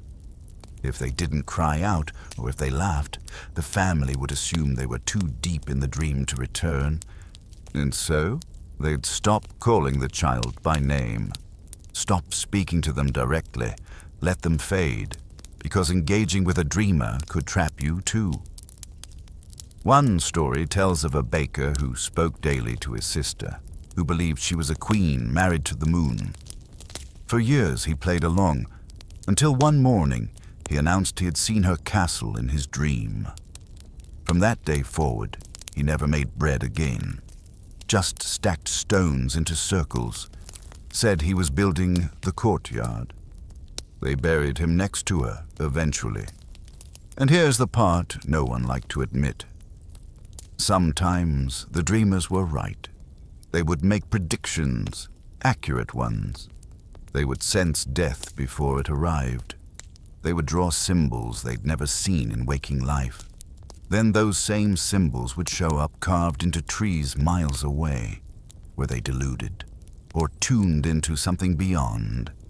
It depended on who you asked and whether you had the courage to listen.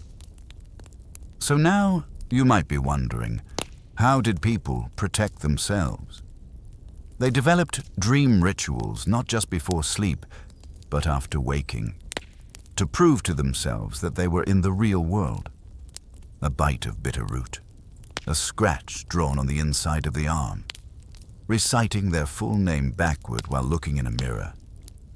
And if the name didn't sound right, if the face in the mirror looked too calm, they'd try again, and again, and again. Because the only thing worse than being trapped in a dream was not realizing it had already happened. So tonight, when your dreams begin, and they will, pay attention. If you wake up tomorrow and something feels off, don't ignore it. Look at the mirror, smell the bread, count the clouds, ask someone the day. Because in the Middle Ages, they believed the dream world didn't end when your eyes opened. Sometimes it just got better at pretending. By now, your limbs are heavy, your thoughts are hazy, and maybe, just maybe, you've started to wonder whether you're still listening or already dreaming. And that's exactly the space we need to be in, because tonight you're going to learn about the one figure who terrified medieval dreamers more than demons, witches, or even the devil himself. He wasn't a monster. He wasn't a man. He was something in between. They called him the Dream Eater. Now don't confuse him with the cheerful folklore creatures you might have heard about. The Japanese Baku, for example, said to eat bad dreams and protect sleepers. This version was darker, older, more deeply feared. In parts of medieval France, especially along the rural Pyrenees, there were hushed stories about a being who came not to send dreams or steal them, but to devour them, all of them, good, bad, sacred, or sinful, leaving nothing but blankness behind. The victims would sleep like the dead, no movement, no murmurs, and when they woke, they would remember nothing, not even that they had dreamed at all.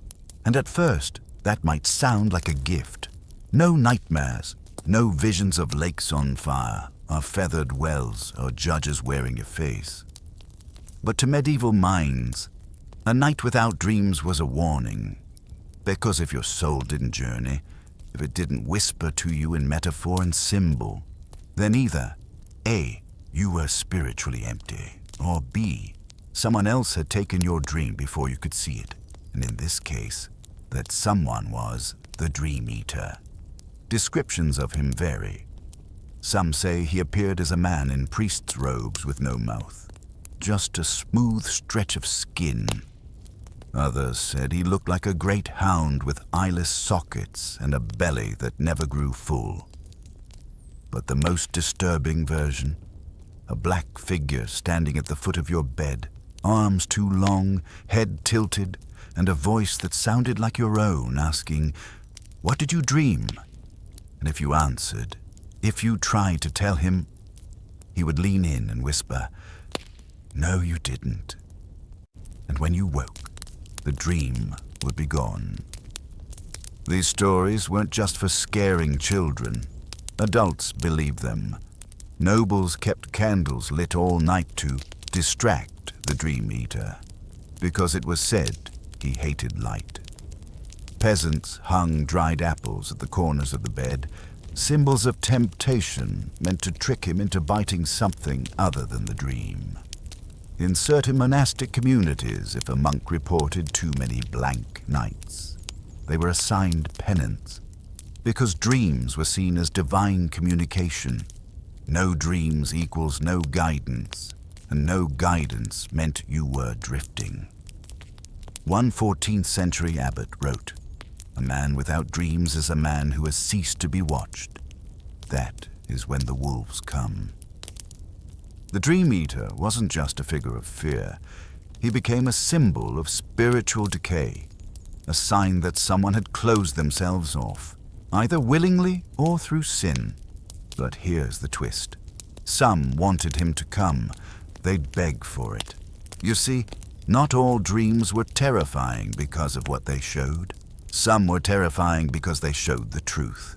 Your fears, your guilt, your deepest, most private knowledge that you've strayed too far from who you wanted to be. And in those cases, people would pray to forget. They'd leave notes by the window.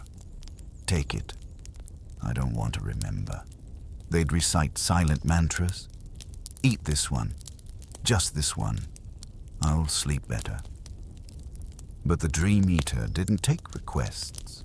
And once he tasted a person's dreams, he often returned. More nights, more silence. Until eventually, nothing came at all. No images, no thoughts. Just a heavy, black stillness. That's when the villagers would say the person had become hollow. Still functioning, still polite, but no longer quite there.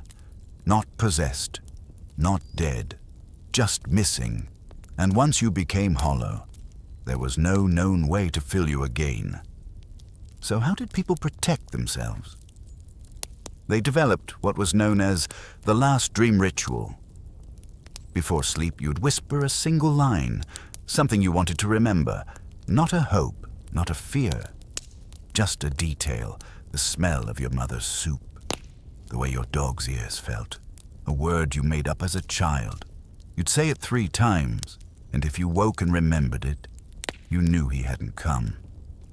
But if you didn't, if there was only fog, only stillness, you whispered it again, just in case. Because if you couldn't remember your dreams, maybe he did. And maybe, just maybe, he's keeping them warm until he decides whether you still deserve them. So here we are again. Somewhere between awake and asleep, between stories and silence. And now we follow the thread into a place darker than any dream so far. Not because of monsters or curses, but because of you. Because tonight we talk about something the medieval world both feared and craved. The power to control your dreams. Sounds like a fantasy, right? A lucid dream, a private kingdom, the freedom to fly, build, create, escape the cruelties of plague and poverty. But in the Middle Ages, dream control wasn't a luxury. It was a forbidden art, a dangerous temptation, a doorway you weren't supposed to open. Why? Because if you could shape your dream, you were touching the realm of the divine, and if you failed, you could bring something back with you.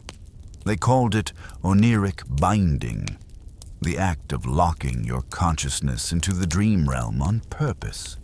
Not drifting there accidentally like most people, but marching in, with a plan, with a will.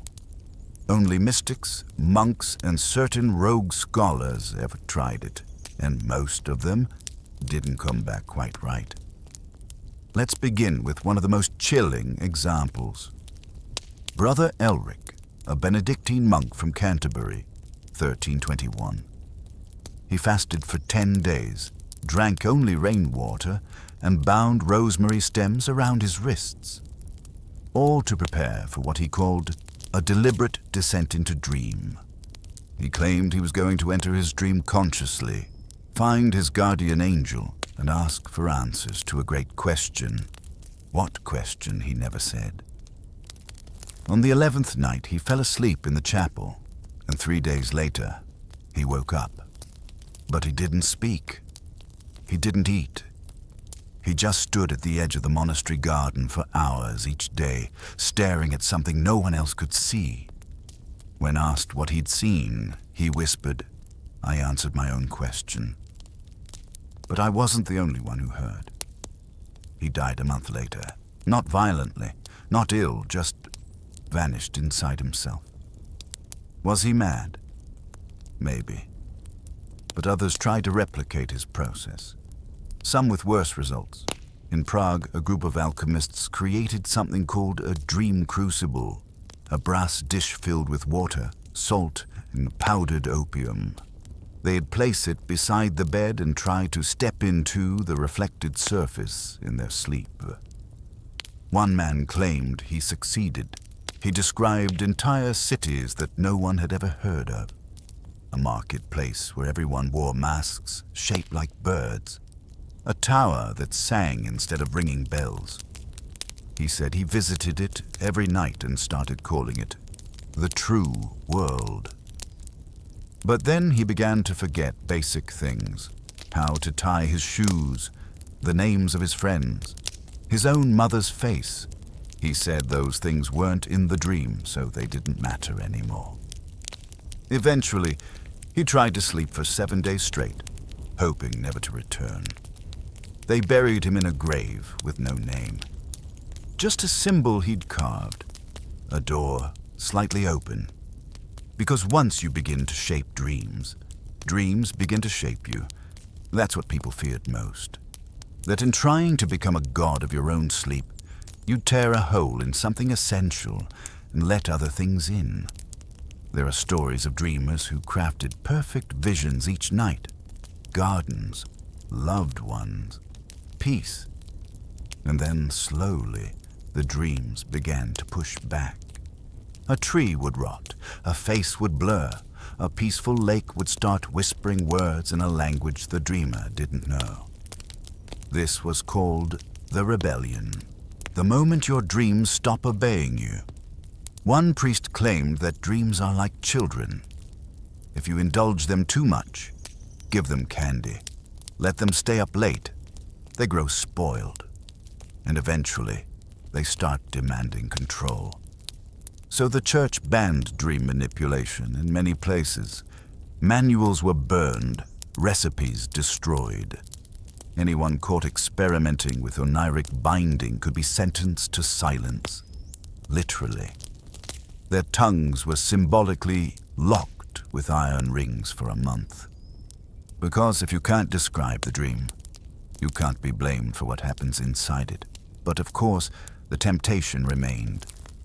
People still tried, quietly, secretly. They'd use scented oils, lavender, frankincense, crushed mint. Sleep in certain directions, head pointed south, feet facing moonlight. Recite mantras. I see the gate. I hold the key. I enter only with part of me. These were dreamers who wanted control, but who were smart enough to only go halfway in. Even today, you've probably felt the pull. That moment when you realize you're dreaming and try to fly, to bend time, to open a door to something impossible. And sometimes it works. But maybe, just maybe, that's not because you're in control. Maybe it's because the dream wants you to think you are.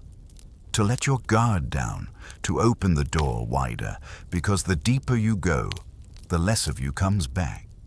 So tonight, if your dreams begin to listen to you, if you feel like a king or a creator or a god, remember, kings have enemies, creators have monsters, and gods are almost always betrayed by their own creations. You're drifting now. Maybe your body's gone still. Maybe your thoughts echo a little slower. And that's perfect, because where we're going tonight, stillness is survival. You've heard of dreams you can control, dreams that vanish, dreams that chase you. But what about dreams that wait for you? Not ones that appear randomly, not fragments, but recurring dreams, structured, persistent, almost architectural in their detail. In the medieval world, these weren't just curiosities. They were seen as traps. Yes, dream traps. Imagine dreaming of the same place every few nights. A corridor, a garden, a vast banquet hall where no one eats. And each time you visit, it's slightly more detailed. A new doorway appears. A sound echoes in the distance. Someone you know, but can't name, walks past without seeing you. To us, it might seem like just a vivid imagination. To medieval thinkers, it was something else entirely, a constructed space. And if it could be built, they reasoned, it could also be entered. And if you could enter, then maybe something else could too. These spaces were known by several names. Somnarium in Latin texts, the grey rooms in Welsh folklore, and most chilling of all, the return, because the dreamer always came back. Let's take the case of Isabeau of Montélimar, 1433. She dreamed regularly of a tall stone staircase leading into a fog-covered library. Every visit the same, candles floating in midair, no books, no people, just the soft sound of pages turning. At first, it was soothing, peaceful. Then the candles started going out, one by one, dream after dream. And then she stopped being alone. She wrote to her confessor that someone is walking just behind me, barefoot. I never turn around. I don't want to see what remembers me. Her family said she began waking in the same posture she'd had in the dream, standing, arms half raised, lips moving. Sometimes her hands were cold as stone. She eventually stopped sleeping altogether, said the staircase had reached the final step. She died during a mass. Not collapsed, slumped forward like someone falling asleep. They buried her with a candle, just in case the dream still needed light. And she wasn't the only one. These recurring dream places became so feared that some theologians theorized they were not dreams at all, but echoes of purgatory, unfinished souls trying to rebuild the spaces they'd known or imagined in life. Worse still, some people dreamed of places they had never been until they saw them in real life. A woodsman in Burgundy described a dream of a ruined tower in a dense pine forest. The stairs spiraled up into open sky, no roof. When he visited a nearby province a year later, he recognized it, step for step. Broken stone, even the moss on the southern wall. He turned back, never spoke again. Because when the places in your dreams become real, the boundaries collapse, and if you cross that threshold too many times, you risk not coming back with all of yourself. So what did people do to stop it? Some tried what they called dream disruption rituals, moving to sleep in different rooms each night, rearranging the position of the bed before sleep, sleeping with a spinning object nearby, like a windmill charm or a child's top, to confuse the path back to the recurring space. Others went further. They burned herbs like wormwood or yarrow while reciting verses backward, not because it banished spirits, but because it blurred the dream map, made the architecture unstable so the place couldn't rebuild itself. But it didn't always work. Some dreams were too persistent, too strong, built from trauma, or longing, or guilt. There are records of people carving the layouts of their recurring dreams into wood or stone. Floor plans etched by candlelight, by people who swore they'd never seen the place while awake. The layouts always ended the same way. A final room, a closed door. No one ever drew what was inside. And here's the truly chilling thought the monks wrote about, but never said aloud. What if some of these places aren't dreams at all? What if they're invitations? And what if every time you return, you're not exploring, you're accepting? So tonight, when you close your eyes, if a room appears that you've seen before, if the walls feel familiar, if the air smells the same, maybe don't stay long. Maybe don't sit down. Because the longer you linger, the more solid it becomes. And some doors don't wait to be opened. They open for you. Still with me? By now, your body might feel like it's floating, your breath shallow, and if we're lucky, your thoughts are starting to blur at the edges. Because where we're going next, sharp minds don't last long.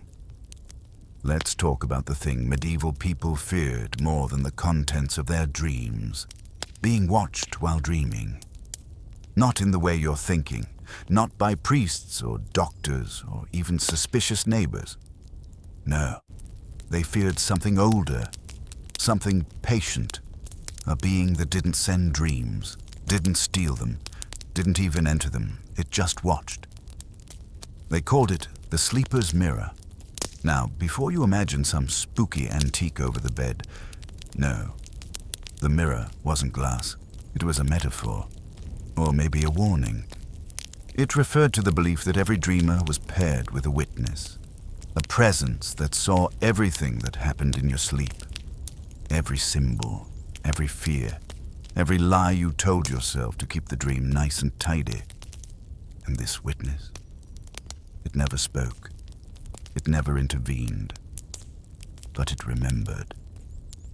The idea terrified people because in a world built on confession, on divine judgment, on being seen and forgiven, the idea of someone silently watching and never offering absolution was unbearable. They believed that if the sleeper's mirror saw too much, you'd start to see it too. First as shadows, then reflections, then eventually inside the dream itself. Let me explain. There are accounts of dreamers who began noticing something strange in their otherwise normal dreams. A figure in the background, a flicker in a puddle, a face in a window that didn't belong, never moving, just watching. A midwife in 1397 dreamt repeatedly of a field she played in as a child, happy, simple dreams. But over time she noticed something, a black shape at the edge of the field. Not moving, not threatening, just present, she told her husband. He laughed, until he began seeing the shape, too, in his dreams, and he had never seen her childhood field before. That's when they stopped laughing, because if something could move from one person's dream to another, was it still just a dream? Monks in Catalonia wrote about this phenomenon, describing the figure as neither angel nor demon, but the bookkeeper. Their word, not mine. They said it appeared only when someone dreamed of something untrue, a lie they were telling themselves, and that it would catalogue these moments, so they could be answered for at the end. But others weren't so sure. Some believed the sleeper's mirror wasn't divine or infernal, but a reflection of the self you refuse to acknowledge. In other words, the part of you that knows the truth, the part you spend your waking life avoiding, and dreams. That's where it waits. There are even rituals recorded to try to block it. One involved whispering your name backwards 3 times before sleep. Not because it's magic, but because it's disorienting to yourself. Makes it harder for the mirror to find the real you in the dream. Others would sleep with shards of broken glass under the bed, believing the shards would confuse the gaze, scatter it. Some even placed water beside the bed, not to drink, but to drown the reflection before sleep. You were supposed to spit into it before lying down, a symbolic act of denying the mirror access to your dreams. But none of it was guaranteed, because once you saw the mirror, once it looked back, there was no unseeing it. One woman in Antwerp recorded her dreams every night for 20 years. She said she'd been marked, watched. Her entries begin normally. Weather, colors, a dog in a yellow field. Then she starts noting a figure. Eventually, she stops describing the dreams. Just records the sentence. He was there again. Closer. On the last page. He's inside now. Not watching. Listening. That's the part that still chills historians today. Because the mirror, once it tires of watching, is said to become something else. Not a figure, not a presence, but a voice. Software slow, familiar, One that uses your own words, knows your weaknesses, reminds you of things you tried to forget. That's when the dream turns. Because once your own voice speaks back to you in a dream, it's hard to trust it again when you're awake. So tonight, if your dream seems normal but just a little too consistent, if you feel like something's sitting just outside your field of view, if your reflection lingers a little longer than it should, maybe don't speak, maybe don't turn around. Just let the dream pass. And if a voice says, "I've always been here," remember, that might not be comfort. It might be confirmation. We're deep now, far past ordinary dreams. This is the layer where things don't just happen to you in dreams. They linger after you wake up. Tonight, we unravel one of the strangest fears medieval people held about dreaming. That your dream could leave a mark, not a feeling, not a memory, a real physical mark on your skin, in your bones, maybe even in your voice. They called them phantom traces, and they weren't metaphorical. To people in the Middle Ages, dreams were journeys. Literal, astral, dangerous. Your spirit wandered. Your soul left the body to walk the secret roads of the night. And sometimes, if you weren't careful, those roads left something on you. Something visible, something permanent. The most common were burns, not fiery, angry burns, but pale rings on the skin, usually around the wrists, ankles, or neck. As if someone or something had held you during the night. They weren't painful. They didn't blister, but they stayed. People would wake and find these soft white imprints like bruises that forgot to turn purple. Some faded in days, others never. Women were particularly watched for these marks, especially if they claimed to dream of angels or saints. A mark meant contact, and not always the holy kind. There are church records of women being examined for dream evidence. A birthmark? No problem, but a fresh phantom trace. Interrogation, don't think this fear was confined to small villages or peasant folklore. Even royalty feared the phenomenon. One 15th century nobleman, Lord Calvert of Devon, famously ordered all the bedding in his manor replaced with iron-threaded cloth. Why? Because he dreamt repeatedly of falling into a river made of mirrors, and each morning he awoke with wet silver lines down the sides of his legs. He thought it was madness. Then his chamberlain reported dreaming the same river and waking soaked to the knees. They burned the sheets, but burns weren't the only phantom traces. Some were more personal. A baker in Mainz claimed he dreamt of being kissed by a woman with a forked tongue. It was just a dream, until his wife noticed a crescent-shaped bruise on his collarbone the next morning. He swore he hadn't touched another soul. And maybe he hadn't. Another man dreamed of being bitten on the hand by a faceless child. He woke up to find tooth marks, not bleeding, but perfectly formed. Like pressure without pain. The kind you'd find from a real child, only his children were away visiting relatives. The family called a priest. The priest called a physician. The physician left the house without finishing his wine. And then there were the invisible traces. These weren't on the skin, but in the voice. People would wake up with changed cadences, new dialects. Some began using words they didn't know, foreign words, ancient words. One nun in Florence reportedly began speaking a dialect no one recognized after dreaming of an ivory city in the clouds. Linguists believe she may have been uttering fragments of forgotten Latin mixed with Etruscan. She never fully reverted. Others found their dream injuries lasted longer than they should have. You trip in a dream and feel your ankle twist. You wake up and it hurts. That might be familiar to you. We shrug it off now. I must have been sleeping in a weird position, we say. But in the Middle Ages, they believed it meant your soul had actually stumbled somewhere else, and the body was just catching up. So what did they do about it?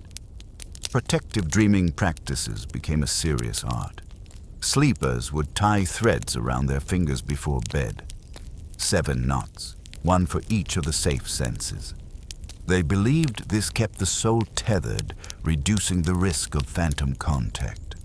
Others slept surrounded by chalk circles or soot lines, thin enough not to smudge, symbolic enough to confuse whatever might try to leave a trace. And if you did wake with a mark, you had 3 options. Confess it publicly, so others could help protect you from further contact. Cover it with salt paste and herbs, hoping it would fade. Or, worst of all, embrace it. Because some believed phantom traces weren't just accidents. They were invitations, signs that the dream wanted you back, that someone or something had touched you, not to harm, but to claim. There's a story of a young man who dreamt each night of a staircase that twisted endlessly upward. Each time, a woman in red would touch his hand before he climbed. He began waking with fingerprints, not bruises, heat prints, as if his skin remembered her. One night, the prints reached his shoulder, and that's when he stopped waking up. So if you rise tomorrow and notice something new, a strange pressure, a pale line, a sore place you can't explain, don't panic. Just whisper, "I remember, but I'm staying here." And maybe, if you're lucky, whatever marked you will understand that you're not ready to go back. Not yet. You're still with me.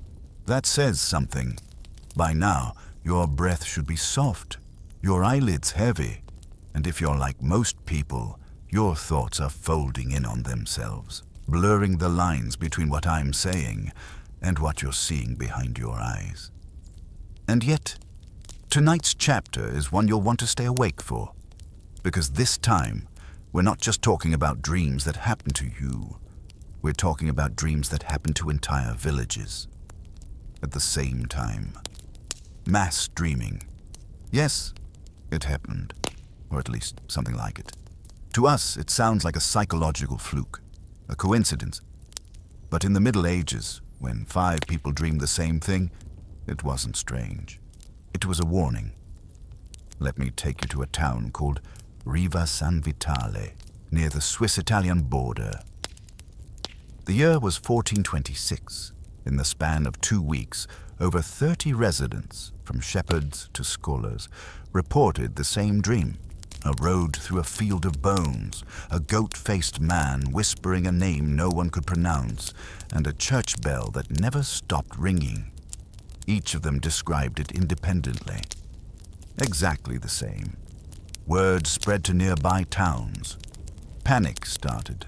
People stopped sleeping. The local priest, terrified, ordered every bell in the village muffled with wool. Didn't help. The dreams continued until one morning the bell tower collapsed. No storm, no earthquake, just fell.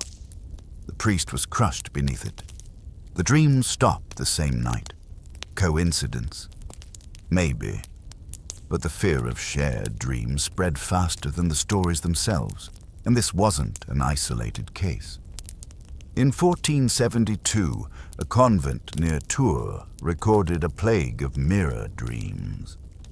Every nun began dreaming of being trapped in a stone hallway lined with mirrors, each one showing not their reflection, but the image of another nun. And those mirrors, they weren't still. They watched, blinked, mouthed silent words. One novice collapsed during prayer. When revived, she said she'd heard one of the mirrors say, "You are the dream now." After that, the abbess sealed off the dormitory where the dreams had started.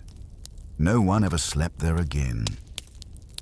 And then there was the threaded dream, an account from 1381 that still unnerves historians today. In a village outside Ghent, 10 children, ages 7 to 12, began having the same dream over several nights. A red thread tied around their finger, leading them through a city made of black stone. In the dream, they were told not to let go of the thread, but eventually, one of them did. The next morning, he was found sleepwalking, miles from the village, standing in a field. He had thread wrapped around his fingers. Real thread, too tight. It had cut off circulation to 3 fingers. They had to be removed. The dreams ended the following week. Now, skeptics today say these were mass hallucinations, maybe triggered by environmental factors, ergot poisoning, collective trauma. But medieval people didn't think that way.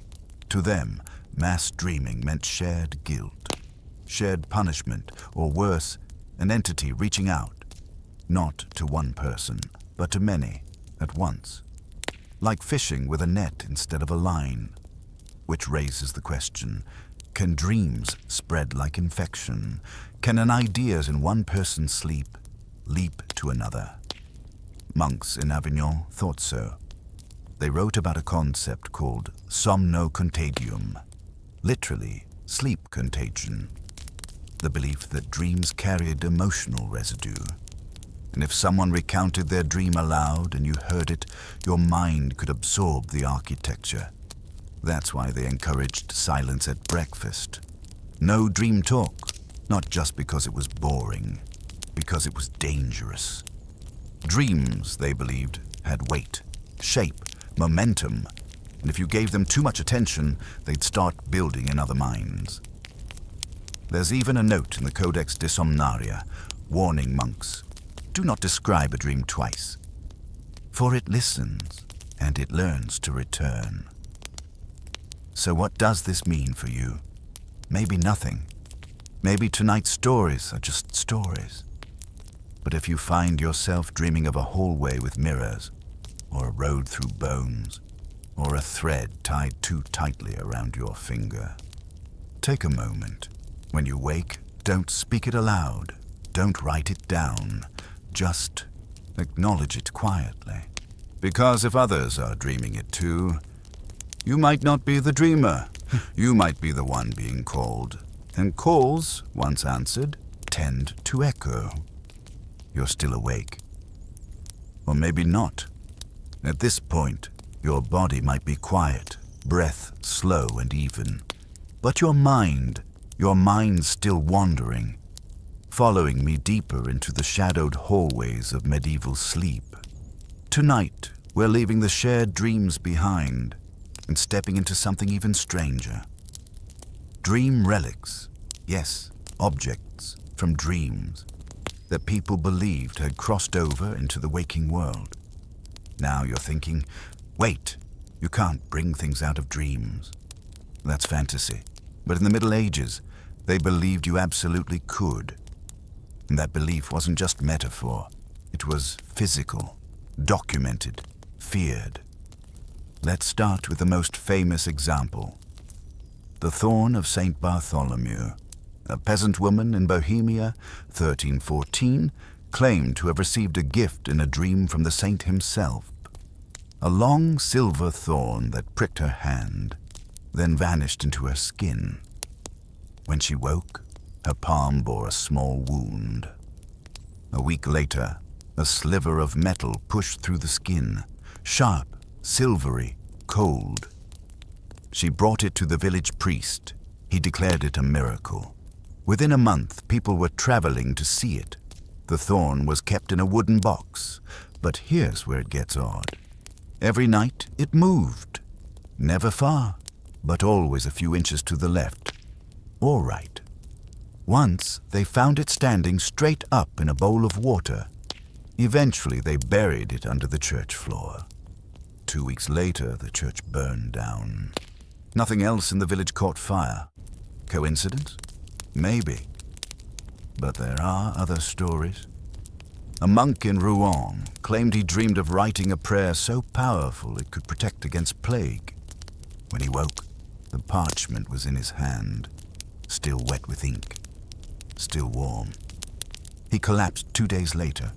The prayer was unreadable. No known language, but the parchment is still on display in a museum. Then there's the story of the weightless key. A young man dreamt for 3 nights in a row about a door in the side of a hill. On the 4th night, a figure handed him a black key and said, "You'll know when to use it." He woke up clutching a key. Now, this was no metaphorical key. It was real, smooth as stone, cold as iron, and, according to records, completely weightless. They say it floated in water but wouldn't sink, wouldn't heat, wouldn't rust. The man kept it with him always. Years later, during a terrible flood, he claimed he used it to lock the water away, and his house remained untouched. No one ever found where he lived. But the key, it's mentioned in at least 3 abbey inventories before vanishing. And before you dismiss these as isolated oddities, know this.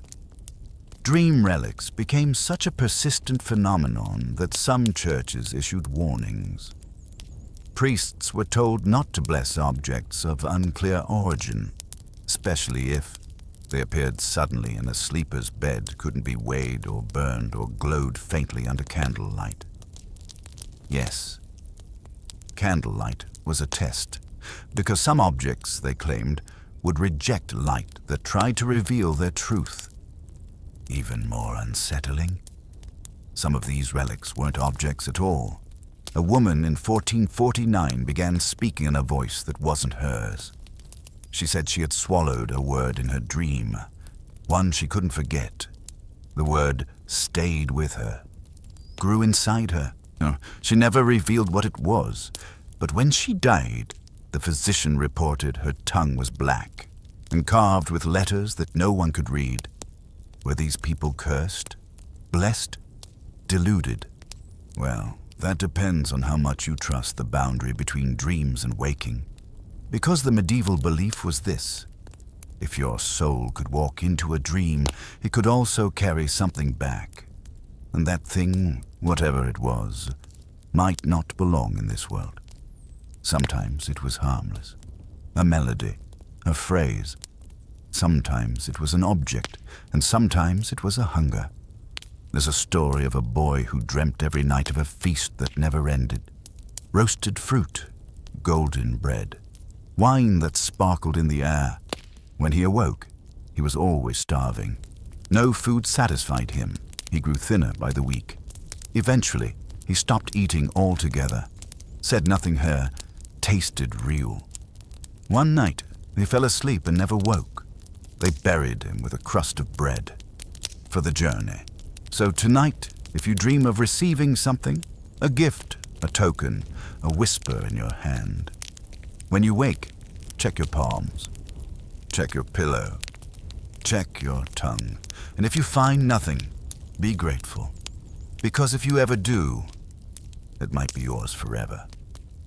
At this point, you may feel like you're only half here. Your limbs are somewhere beneath the covers, but your mind, drifting sideways, maybe already dreaming. And that's okay, because tonight's tale is about those who never quite come back from their dreams. Not the dead, not the missing, but something else entirely. The dreamwalkers. Now, this isn't just sleepwalking. This is something far older and far stranger.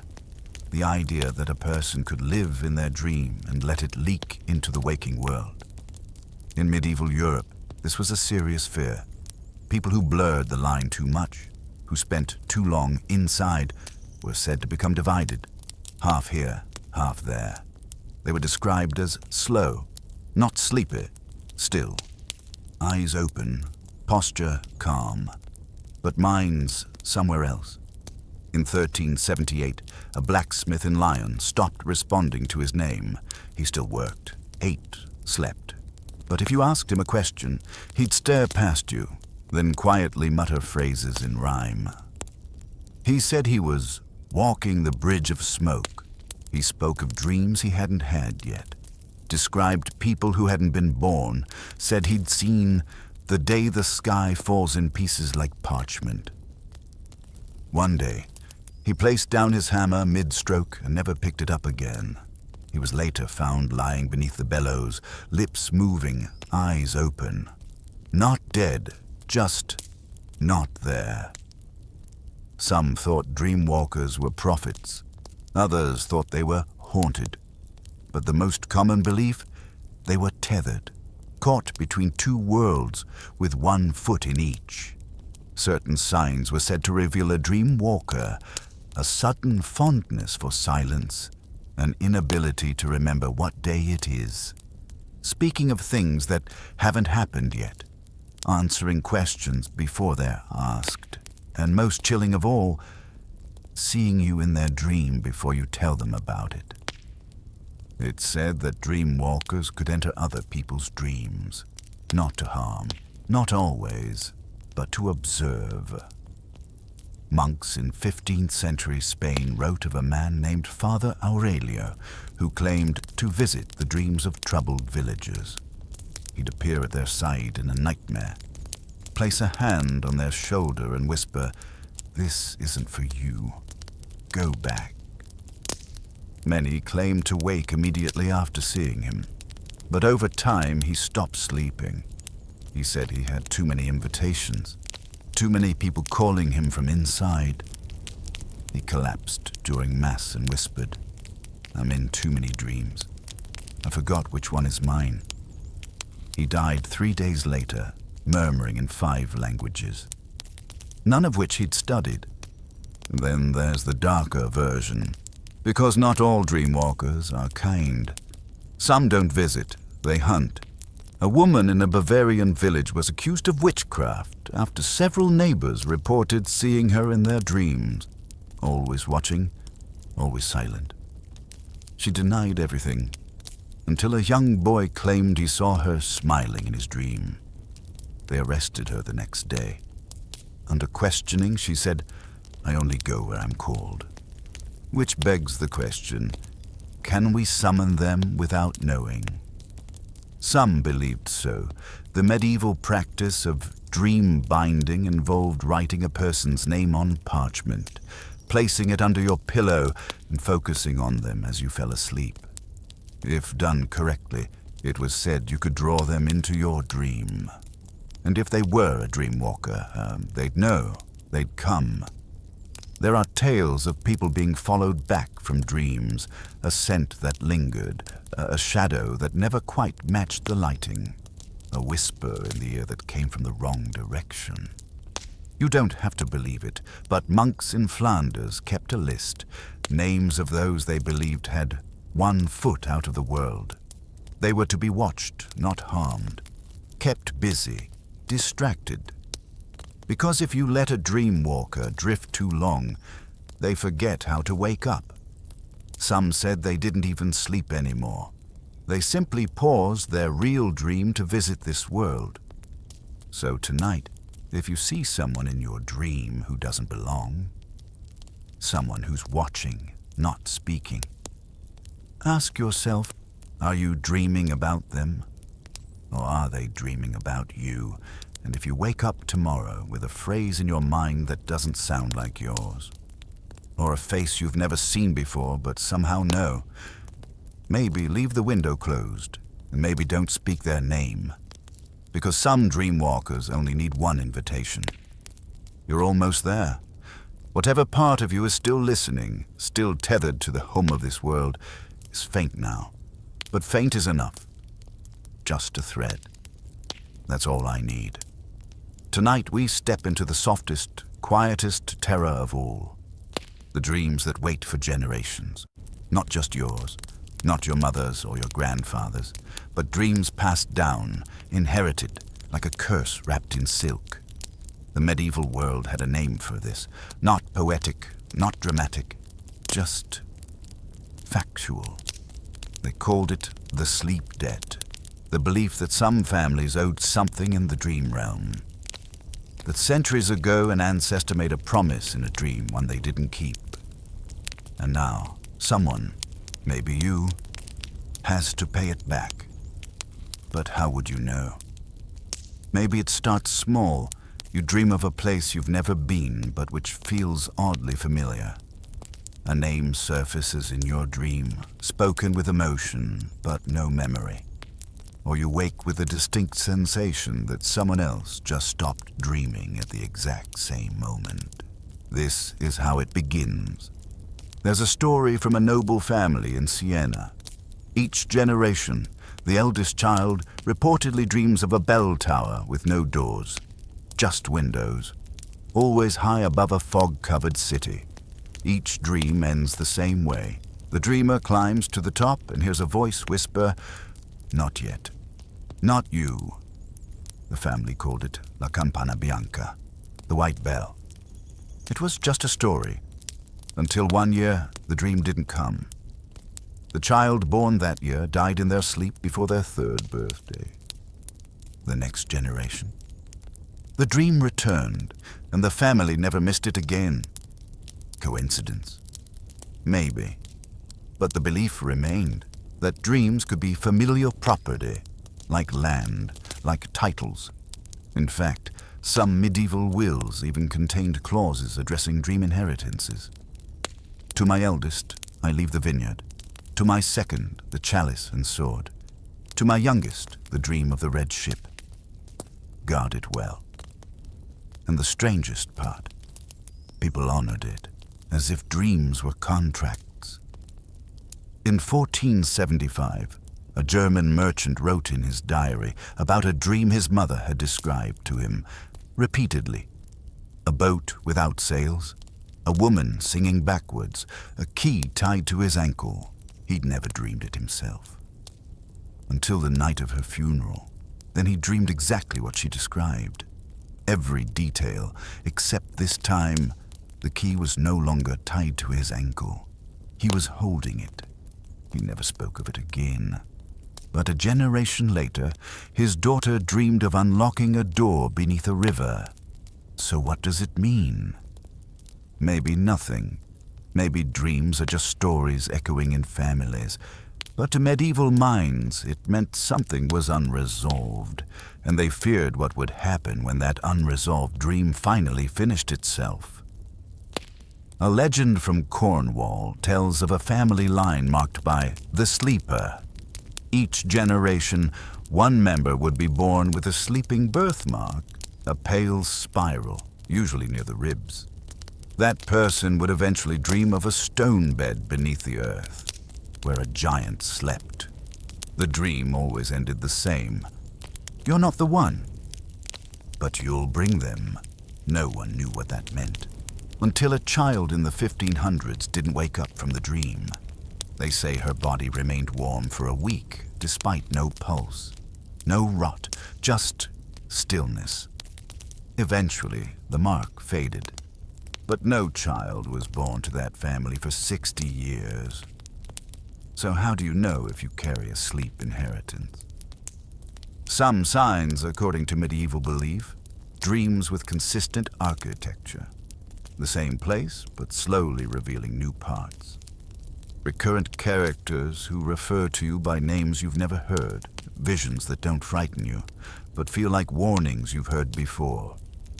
And most of all, dreams that feel older than you. Because the belief was this. When a dream survives a generation, it becomes a summoning. When it survives 3, it becomes a door. So tonight, if your dreams feel familiar in a way that's hard to explain, if you wake with phrases in your mouth that feel remembered, not invented, don't panic. You're not cursed. You're chosen, or perhaps obligated. And when the dream finally calls your name, don't be afraid. Just whisper back, "I'm listening and I remember." Because some dreams don't belong to you, but they're still yours to finish. You've come a long way. Maybe you're barely awake now, just a breath, just a heartbeat. Maybe you're already drifting, catching echoes of your own dreams behind the story. That's all right. But hold on just a little longer, because tonight's tale is about the place where all dreams end. Not metaphorically, not symbolically. Medieval people believed there was a real destination, a final room at the back of every dream. They called it the Grey Chamber, and if you reached it, you weren't just dreaming anymore. You were arriving. The Grey Chamber appeared in dozens of medieval manuscripts, folklore, and whispered testimonies, always described in chillingly similar terms.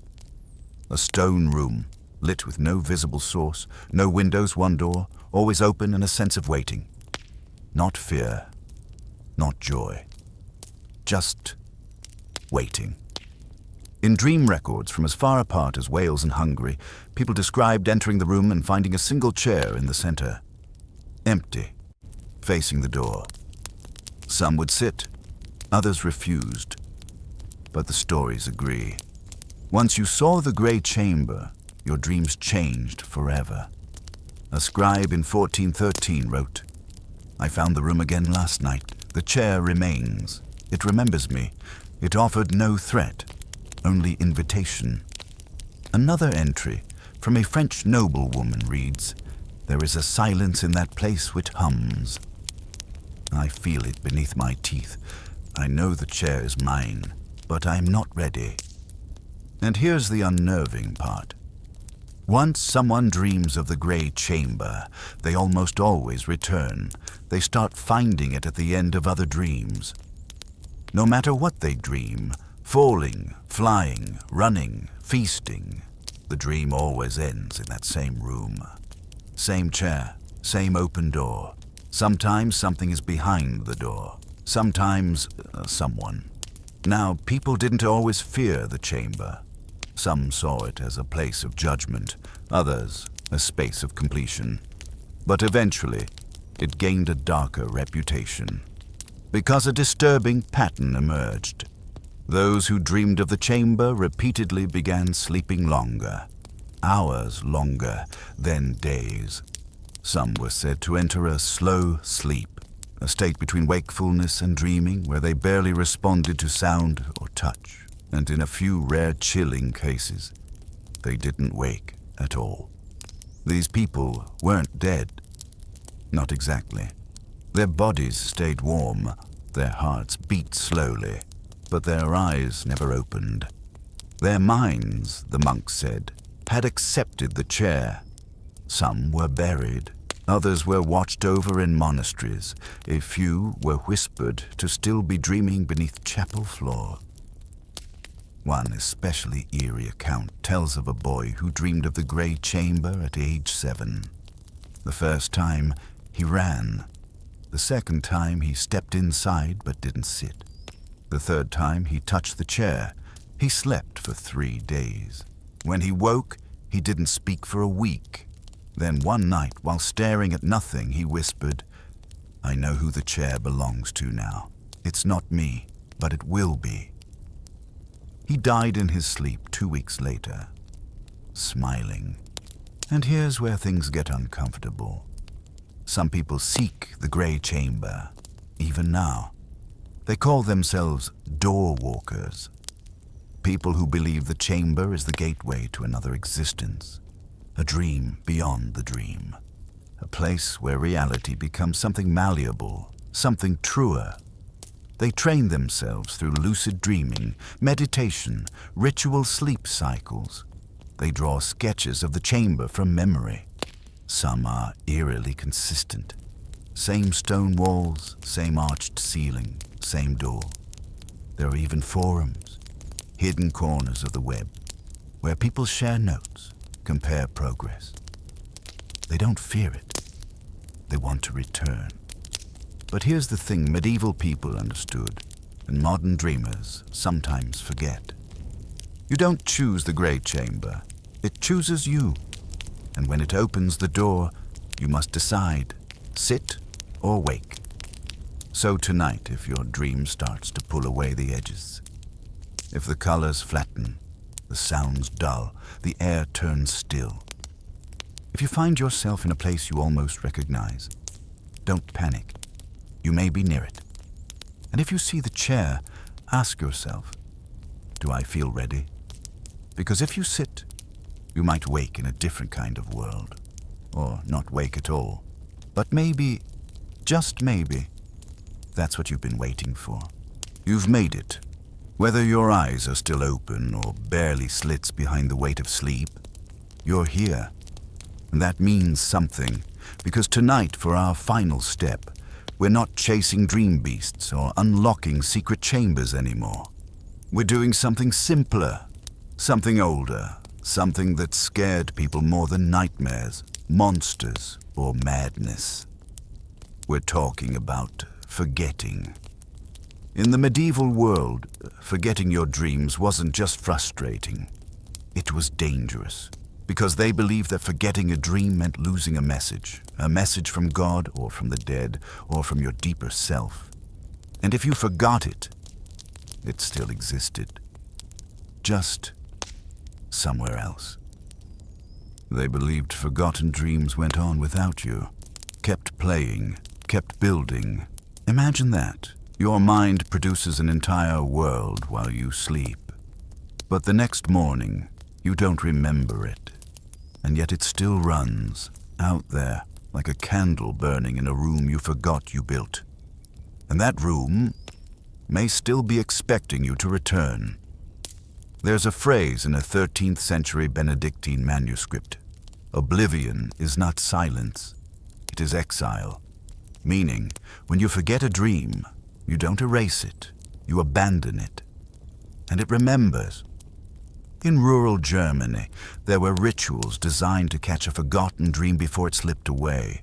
You'd wake, take a piece of bread, and speak into it anything you could remember. A word, a color, a feeling. Then you'd eat the bread. The idea was, if you couldn't keep the dream in your mind, you'd carry it in your body. Others tied knots in thread the moment they awoke.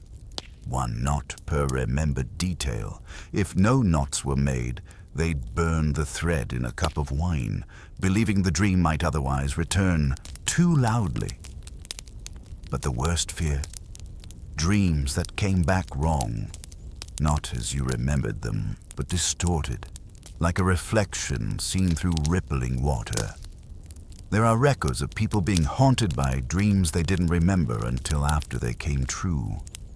Of seeing things in life, a face, a doorway, a phrase, and feeling something shiver in the back of the mind. A monk in Avila wrote, "I saw the crow again today. I've seen it before. I think I dreamed it. But when?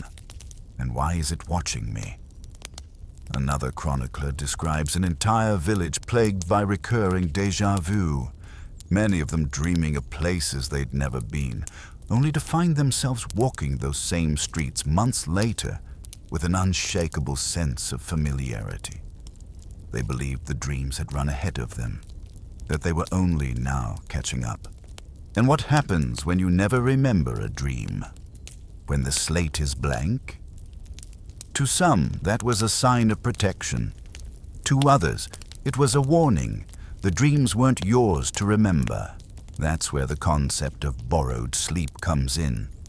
It's the belief that some people, like you maybe, don't dream for themselves. They dream on behalf of others. Maybe someone who died. Maybe someone not yet born. Maybe a version of yourself you left behind long ago. You dream and then forget, because it was never meant for you. So when you wake up with that strange, hollow feeling, like you've just come back from somewhere important, but can't say where, that's not failure. That's evidence. Proof that something happened. Something beyond language, beyond memory, beyond you. So tonight, if you forget what you dream, don't be afraid. Maybe that dream needed to go without you. Maybe forgetting is part of the message. Maybe you're just the echo, or maybe when your time comes, it will come back. Clear, whole, ready. And when it does, you'll recognize it. Not because you remember it, but because it will remember you. Now close your eyes, if you haven't already. The room is quiet. The world outside has softened. and there's nothing left to do. Let the dreams come. Let them wander. Let them wait. Because whether you recall them or not, they will always find their way back to you. Eventually. So sleep deeply. Sleep slowly. And if you pass through a door tonight, may it open softly and close behind you gently.